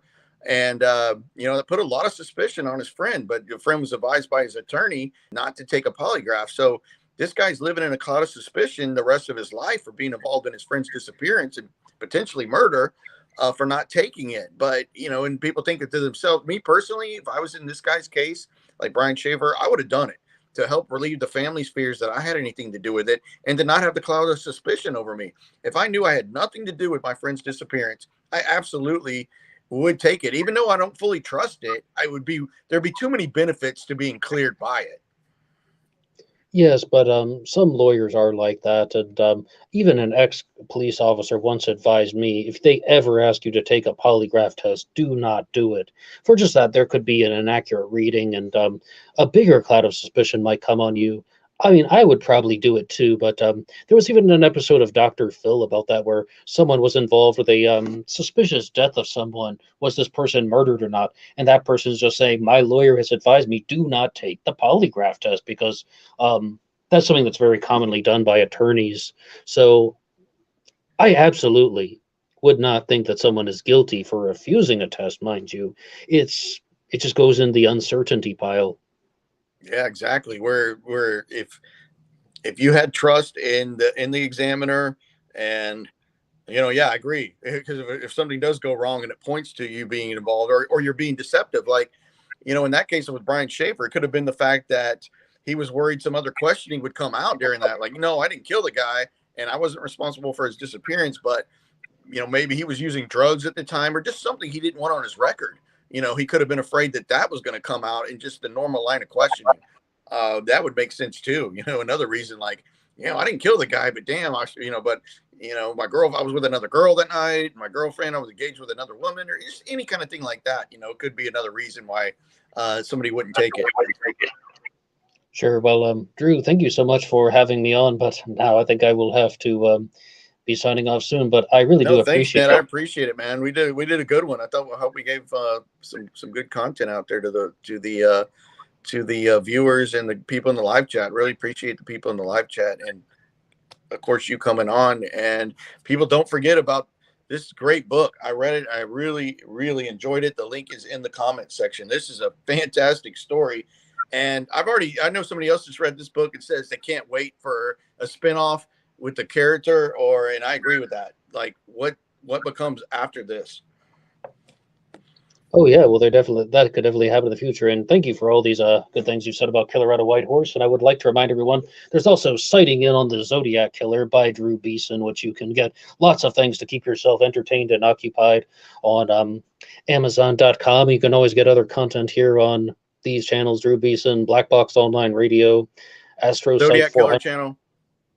The Zodiac Killer. I hear a good one's coming up though. I heard a certain person of interest is going to be. I'm not going to give away anything, but I heard someone really interesting that I've covered before will be coming up on Zodiac Killer channel. I know nothing about this, so you can leave that. I won't say who it is. but it'll be interesting. No, it's not Cheney, but it's somebody interesting, I think. Oh yeah, we've done the Don Chaney episode. Yeah, yeah. So it's somebody that the channel has not covered before, if I'm right. If you are, no one said anything to me. I mean, I really just get this like info. Hey, can you help us out with something right now? Yeah, like, you got to read okay. it. All of a sudden, you got to read the script.